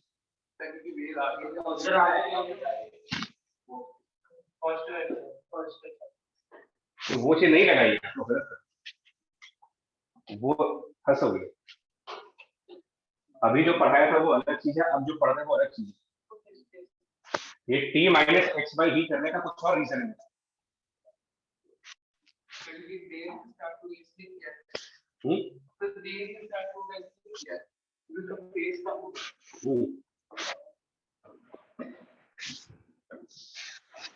ये उसके लिए नहीं है, देखो बताओ आपको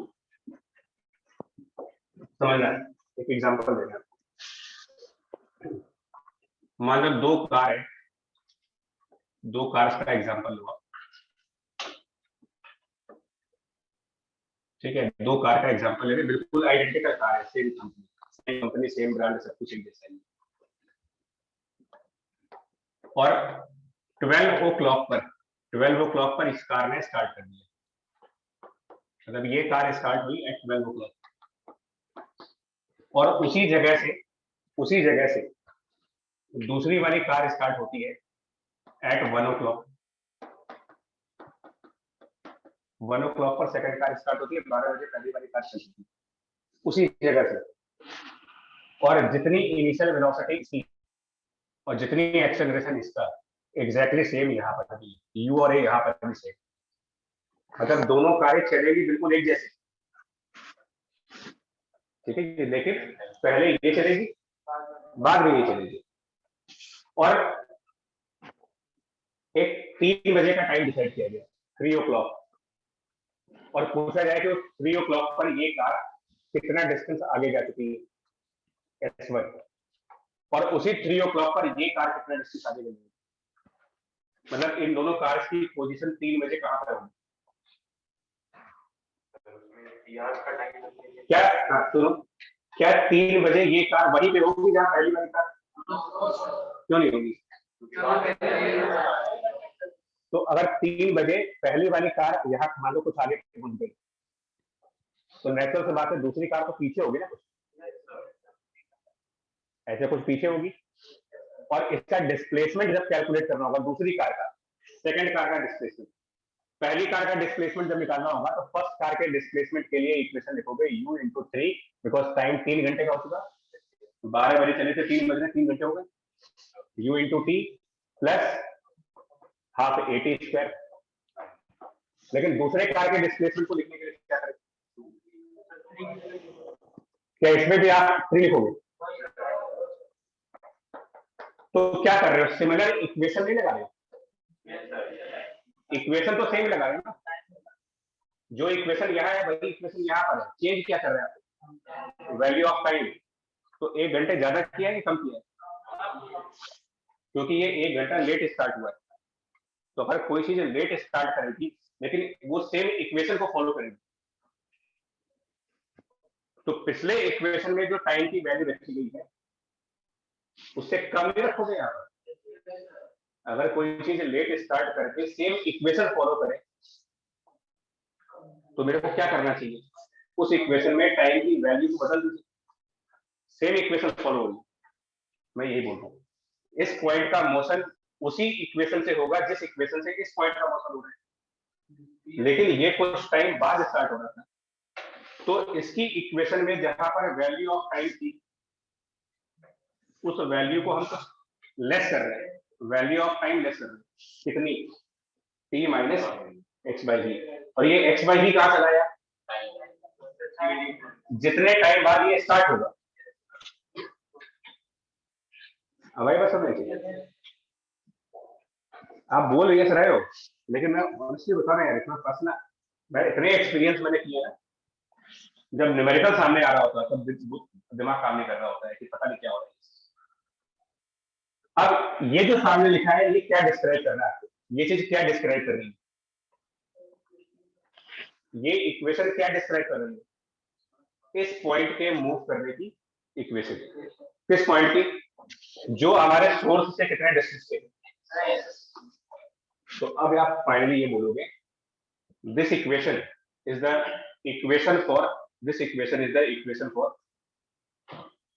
motion of a point which is at a distance of x from the source, source से x डिस्टेंस पे जो पॉइंट है उसके मूव करने की इक्वेशन y बराबर a sin omega t minus X by V plus phi not.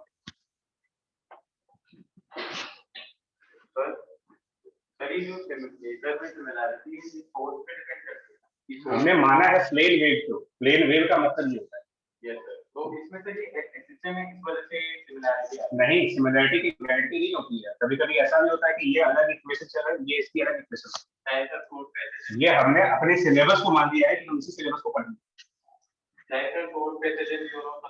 हाँ, differ हो सकता है, डिफरेंट हो सकता है, ये हो सकता है कि इसके मूव करने की अलग इक्वेशन है, इसके मूव करने की अलग इक्वेशन है, सब पॉसिबल है।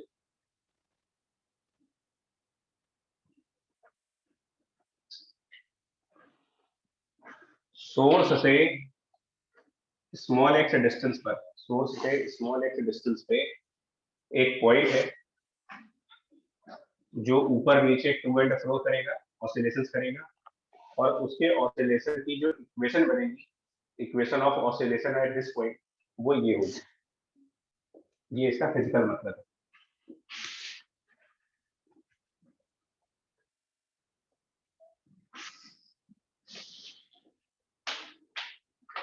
और इसी को वेव इक्वेशन का भी नाम देंगे, इसी को वेव इक्वेशन का नाम देंगे। तो what is wave equation now, अगर पूछा जाए कि वेव इक्वेशन क्या होगा, wave equation means a generalized equation by which we can find out equation for motion of any specific point. Wave equation is the equation in which we can find the equation for motion of any specific point.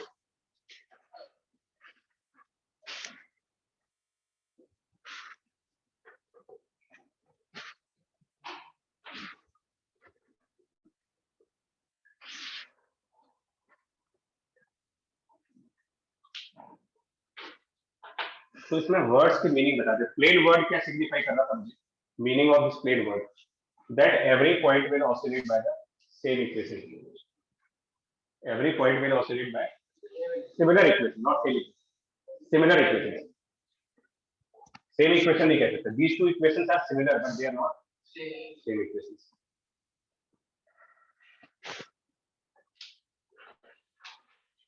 So that is meaning of plane. Each point will oscillate by similar equations. What is progressive? Something which makes progress. Progress मतलब आगे बढ़ना। Progressive मतलब ये wave एक जगह पर रुकेगी नहीं, आगे बढ़ेगी। So that is the meaning of progressive. That wave is moving, traveling. Harmonic, the points are oscillating by simple harmonic. ये एसएचएम में तुमको बताया था कि सारे ऑसिलेशन एसएचएम नहीं होते। तो making oscillations and making simple harmonic oscillations दो अलग-अलग बातें हैं। तो harmonic stand for that each particle is oscillating and that oscillation is simple harmonic. और वेव ऐसा नहीं हो रहा है कि सिर्फ एक पॉइंट ऑसिलेट करेगा, ये अपने बगल वाले को भी ऑसिलेट कराएगा, ये अपने बगल वाले को ऑसिलेट कराएगा। मतलब disturbance is travelling, and whenever disturbance is traveling, that is called as wave. Progressive मतलब simple moving wave, wave which moves from one point to the other point.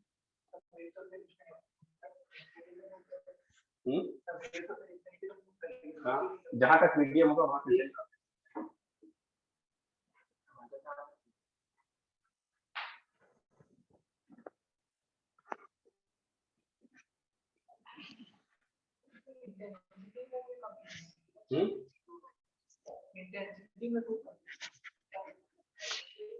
एक एक करके आते हैं रुक जाओ, इंटेंसिटी वगैरह कभी आ रही है।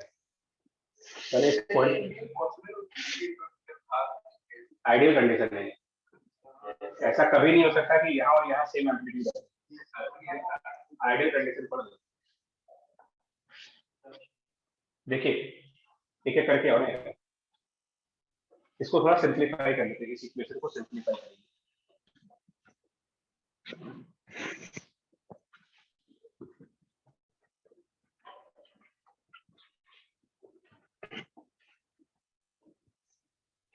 तो इसको लिखेंगे y equal to capital A sine omega को अंदर करेंगे तो ये omega T minus omega by V तय करना है, तो ये ओमेगा अंदर जाएगा और प्लस फाई नॉट, ऐसा कुछ आएगा। तो इसमें मैं ओमेगा बाय वी को ना एक नया सिंबल दे रहा हूँ के का, और k is omega divided by v।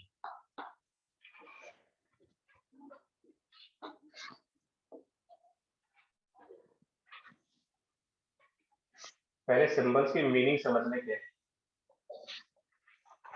Meaning सबसे पहले कैपिटल ए क्या है इसमें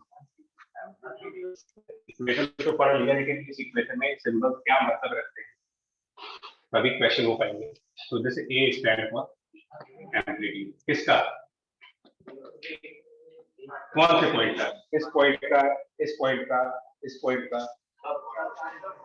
तो ये तो एजम्पशन ही, ये तो एजम्पशन ही था कि सारे पॉइंट सेम एम्पलीट्यूड पे होंगे। So this is amplitude of all point, और इसको ऑल पॉइंट्स नहीं बोलेंगे, हम कहते हैं एम्पलीट्यूड ऑफ वेव, क्योंकि अभी ये बताने की कोई जरूरत नहीं कि कौन से पॉइंट का, जब सारे पॉइंट्स का सेम तो इसको लिख देते हैं एम्पलीट्यूड ऑफ वेव। ओमेगा वो एसएचएम से आता है, 2 पाई अपॉन टाइम पीरियड होता है, हालांकि इसको बोलते हैं angular frequency, but that is 2 pi divided by time period, or you can say it 2 pi into frequency, because 1 by time period is frequency.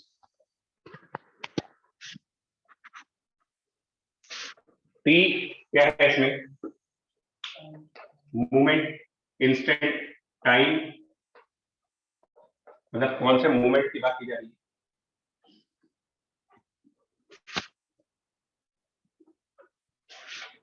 इसमें x क्या है? किसकी? नहीं, अरे यार ध्यान से देखो, x क्या था? हमने मीडियम का कोई एक पॉइंट चूज किया था जो सोर्स से कितने डिस्टेंस पे था, तो that is the position of particle relative to source, position of particle relative to the source point. नहीं कंफ्यूज कर दोगे, अभी बहुत सारा कंफ्यूजन इस चैप्टर में। रुकिएगा, अभी एग्जांपल भी दिखा देते हैं, एक एग्जांपल लेके दिखाएंगे। ये बैरियर क्रॉस कर लिया तो चैप्टर क्लियर है, इसी में फंस जाओगे। व्हाट इज के? बट इसको देखो जरा क्या आएगा। के omega 2 pi into frequency upon speed. और हम लोगों ने अपने क्लास 9th 10th में ये जरूर पढ़ा होगा कि स्पीड, फ्रीक्वेंसी और वेवलेंथ का प्रोडक्ट, मतलब एक फॉर्मूला ये जरूर पढ़ा होगा, speed equals to frequency into wavelength, 9th 10th में। तो ये लगा दो यहाँ पर, इसकी जगह लिखो, स्पीड की जगह पर फ्रीक्वेंसी इनटू वेवलेंथ कर दें तो के क्या आएगा? पर देखो जरा, 2 पाई अपॉन लैम्डा। के इज 2 पाई बाय लैम्डा, के is 2 pi by lambda. Then lambda is called wavelength.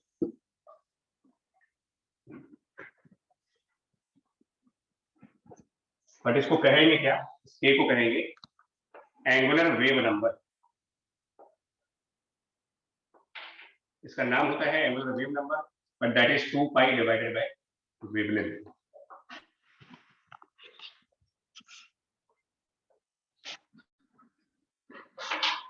Pi naught क्या है? SHM, phase constant. Phi naught known as phase constant, ये SHM में बताया गया है।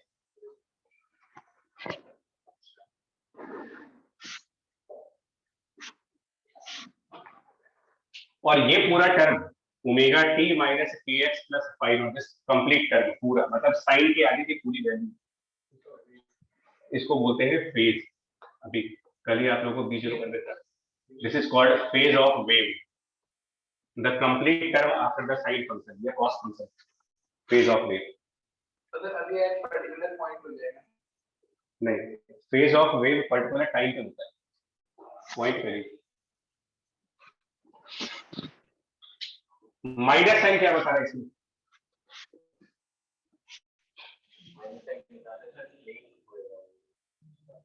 ये माइनस साइन जो बता रहा है, ये किस चीज की इंफॉर्मेशन दे रहा है?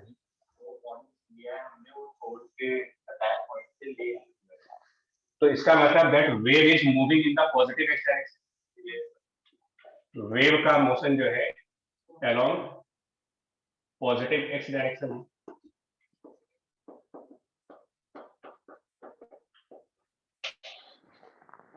अगर यहाँ प्लस का साइन होता तो ओमेगा टी प्लस का साइन हो जाता है,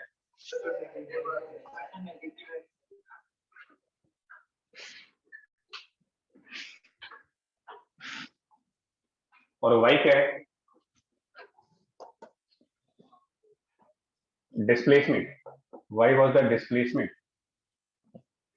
ऑफ पार्टिकल। कौन सा पार्टिकल? किस पार्टिकल की इक्वेशन थी? सोर्स से कितने दूर पे? तो this is the displacement of particle located at position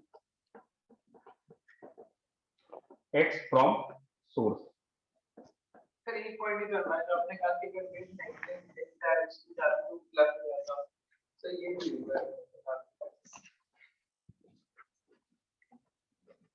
चलिए अच्छा खुद बता रहे थे, एक सेकंड। पॉजिटिव साइड वाला रखते हैं और बीच में इंट्रोड्यूस कर सकते हैं, फिर वो डिस्टर्ब हो जाएगी। मतलब यार एक इक्वेशन में कितनी सारी इंफॉर्मेशन है, देखो जरा इस इक्वेशन में कितनी इंफॉर्मेशन है। Information of amplitude, information of frequency, information of wavelength, information of phase constant, और साइन से क्या मालूम चल रहा है? Sinusoidal wave, nature of pulse, nature of wave, sinusoidal, frequency, wavelength, phase constant. यहाँ के साइन से ये मालूम चल जाएगा कि वेव कौन सी डायरेक्शन में जा रही है। यहाँ से पार्टिकल्स का क्या मिल जाएगा? मतलब इस इक्वेशन में वेव से रिलेटेड सारी information, all information of the wave are in this equation. Each and every information, एक वेव में जितनी इंफॉर्मेशन होती है वो सब इसमें।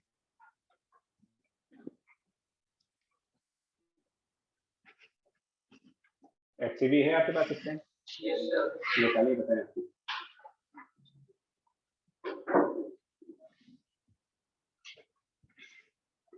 निकालिए।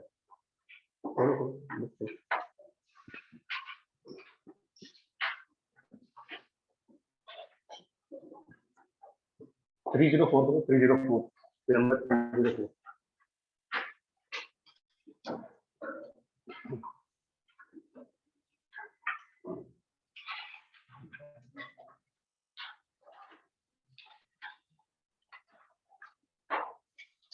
एक्सरसाइज में जो आपकी एक्सरसाइज है उसमें 10th क्वेश्चन देखो आप। 10th question, question number 8, question number 8 और क्वेश्चन नंबर 10। पहले क्वेश्चन नंबर 8 देखेंगे एक्सरसाइज में। एक्सरसाइज का क्वेश्चन नंबर 8 और क्वेश्चन नंबर 10। पहले 8 वाला देखो। क्या ये इक्वेशन कुछ इसी फॉर्म में ली हुई है? अगर आपके पास बुक हो देखो 8 क्वेश्चन, और इस जो इक्वेशन बुक में जो 8 क्वेश्चन की इक्वेशन लिखी है उसको इस फॉर्मेट से जरा कंपेयर। उसमें ए क्या है? 8 क्वेश्चन को कंपेयर करो। कैपिटल ए क्या है? क्या ओमेगा मिल जाएगा? क्या के मिल जाएगा? सिर्फ कंपेयर करना होता है इक्वेशन से। और क्या क्या उन्होंने क्या क्या पूछा उसमें से? क्वेश्चन में पूछा क्या है?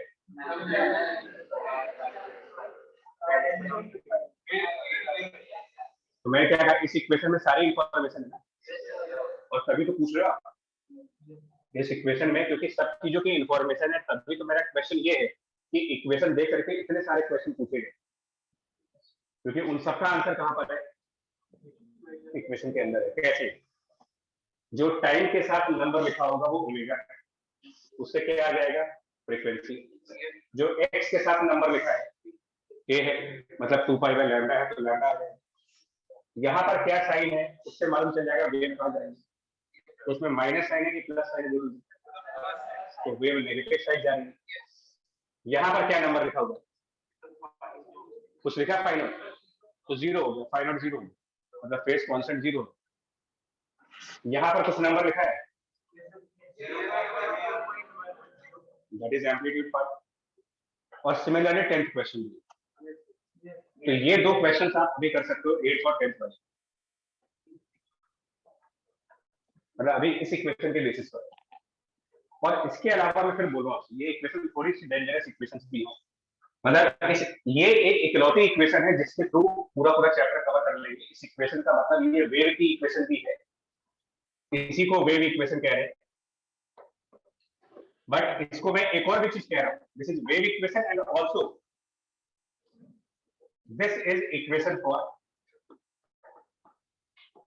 Motion of a particle. Which particle? This is equation of motion for which particle? जो सोर्स से एक्स डिस्टेंस पे, equation of motion of particle.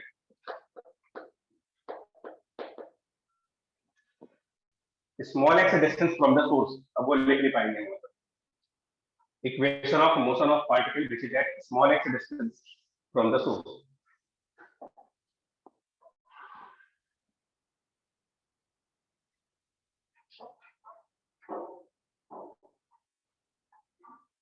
Sir, along which axis है ये लगाएंगे? किस axis के along में? जैसे इसमें हमने बोला अंदर x है ना, बता रहा 9th क्वेश्चन पढ़ो जरा।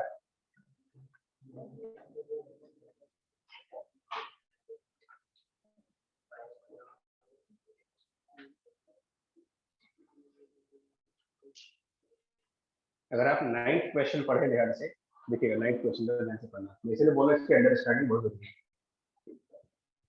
क्वेश्चन नंबर 9th क्वेश्चन को ध्यान से पढ़ो। तो क्वेश्चन नंबर 9 में wave travels along the positive x direction with a speed of 20। Wave की स्पीड दे दी गई, चलिए v हो गया, लिखते रहो v आ गया, v बराबर 20। एम्पलीट्यूड दे रखा है, कैपिटल ए दे रखा है, लैम्डा भी दे रखा है 2 सेंटीमीटर का। Wavelength, right a suitable wave equation which describe this wave. मैंने क्या कहा, डिस्क्राइब करने की इक्वेशन होनी चाहिए, क्या लिख सकते हैं इस वेव को डिस्क्राइब करने की, क्या इक्वेशन लिख सकते हैं?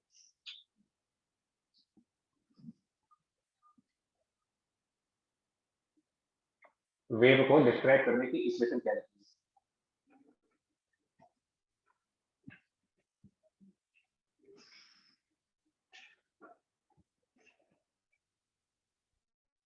किस क्वेश्चन में क्या दे रखा है, ये दे रखा है ओमेगा, चलिए कोई बात नहीं, के लैम्डा तो के मतलब 2 पाई बाय लैम्डा, जैसा कुछ दिया है yes sir तो यहाँ वाला नंबर तो आ जाएगा। yes sir तो फिर वो भी दिया है ओमेगा भी दिया वेव स्पीड दी है, है yes sir तो जब वेव स्पीड दी है और अब लैम्डा से के निकल जाएगा तो क्या ओमेगा नहीं निकल जाएगा? yes sir ओमेगा भी आ गया इसमें, सिर्फ फॉर्मूले मैनिपुलेट करने इसमें। तो जब मेरे को ओमेगा भी मिल जाएगा, के भी मिल जाएगा और ए दे रखा है, तो क्या इक्वेशन लिख नहीं सकता मैं? yes sir लिख सकते हैं ना इक्वेशन? yes sir क्या बन जाएगी इक्वेशन? कितना दे रखा है एम्पलीट्यूड?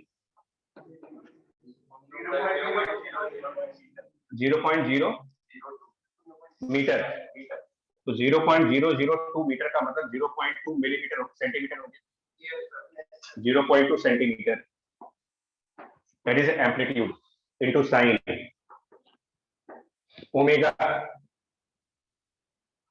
ओमेगा निकालना पड़ेगा मुझे के इंटू वी से, और के बराबर है 2 पाई बाय लैम्डा। लैम्डा कितना दे रखा है,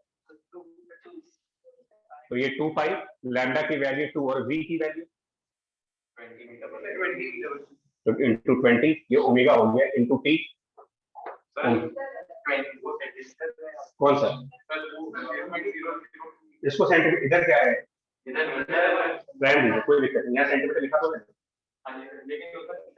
होने दो। साइन के अंदर क्या फर्क पड़ता है, साइन के अंदर यूनिट्स कैंसिल हो जाती है, साइन के अंदर वैसे भी डायमेंशन, तो साइन के अंदर फर्क नहीं पड़ता।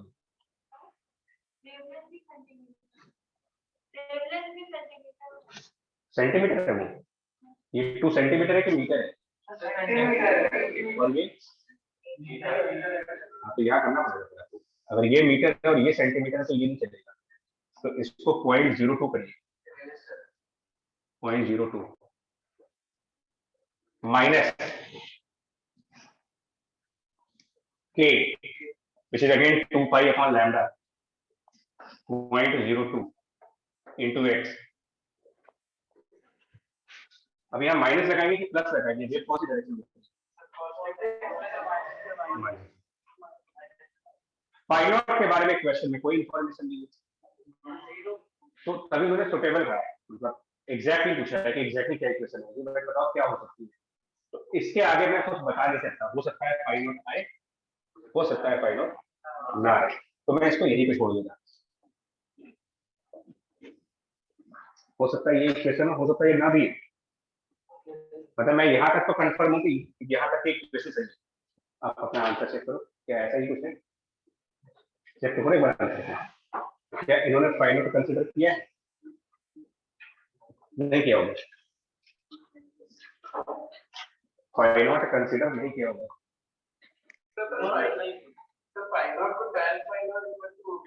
नहीं उससे नहीं करोगे बच्चा, तुम सॉल्व सुनो, बच्चे तो बोल रहा हूँ जैसा कह रहे हैं बिल्कुल फॉलो करिए, वरना फंस जाओगे।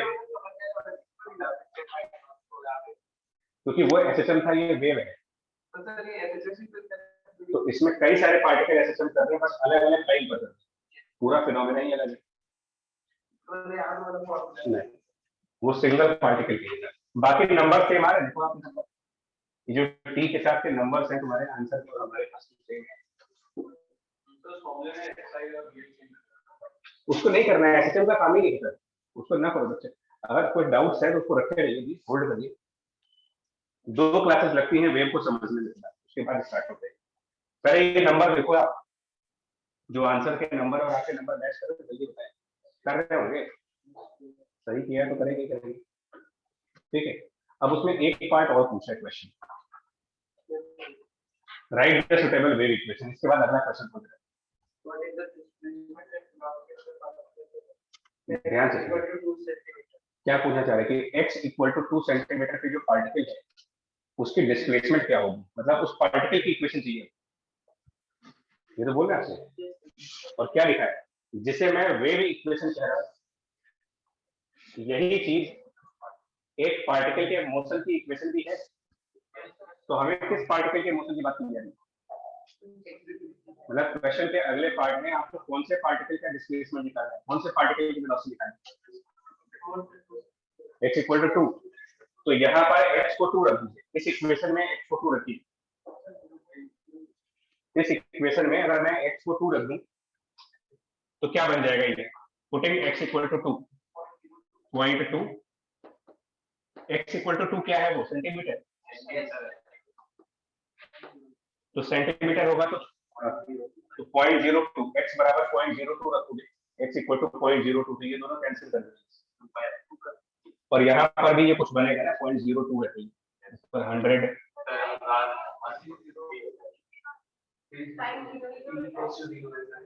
उस क्वेश्चन में।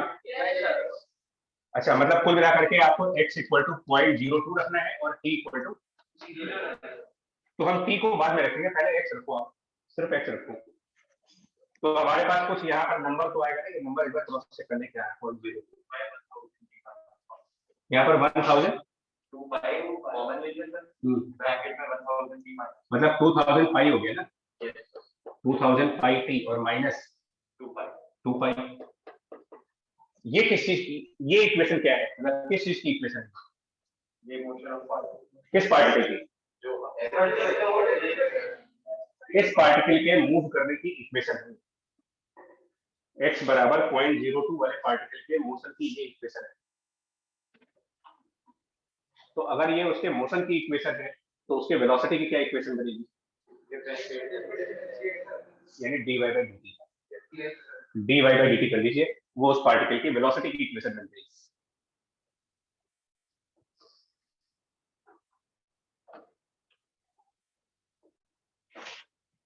और अब उसमें टाइम 0 रख दीजिए, क्योंकि y क्या डिनोट कर रहा था, यहाँ y क्या मतलब था, डिस्प्लेसमेंट। तो यही तो पूछा उन्होंने, पूछा तो वही है कि डिस्प्लेसमेंट कितना होगा, मतलब y की वैल्यू पूछी है और टाइम की वैल्यू 0 दे रहे, आ जाएगा इसका नहीं। सिर्फ अंडरस्टैंडिंग का गेम है, इसमें लॉजिक नहीं है। आपको ये फॉर्मूला, मतलब ये इक्वेशन पता होनी चाहिए, इक्वेशन की मीनिंग पता होनी चाहिए, सिंबल्स की मतलब पता होनी चाहिए, और सबसे बड़ी बात ये पता होना चाहिए कि वेव इक्वेशन 2 चीजों को रिप्रेजेंट करता है। एक तो वो वेव इक्वेशन है ही, आप x की जो भी वैल्यू इसमें रखोगे उस वैल्यू पर जो पार्टिकल होगा उसके मोशन की ये इक्वेशन है।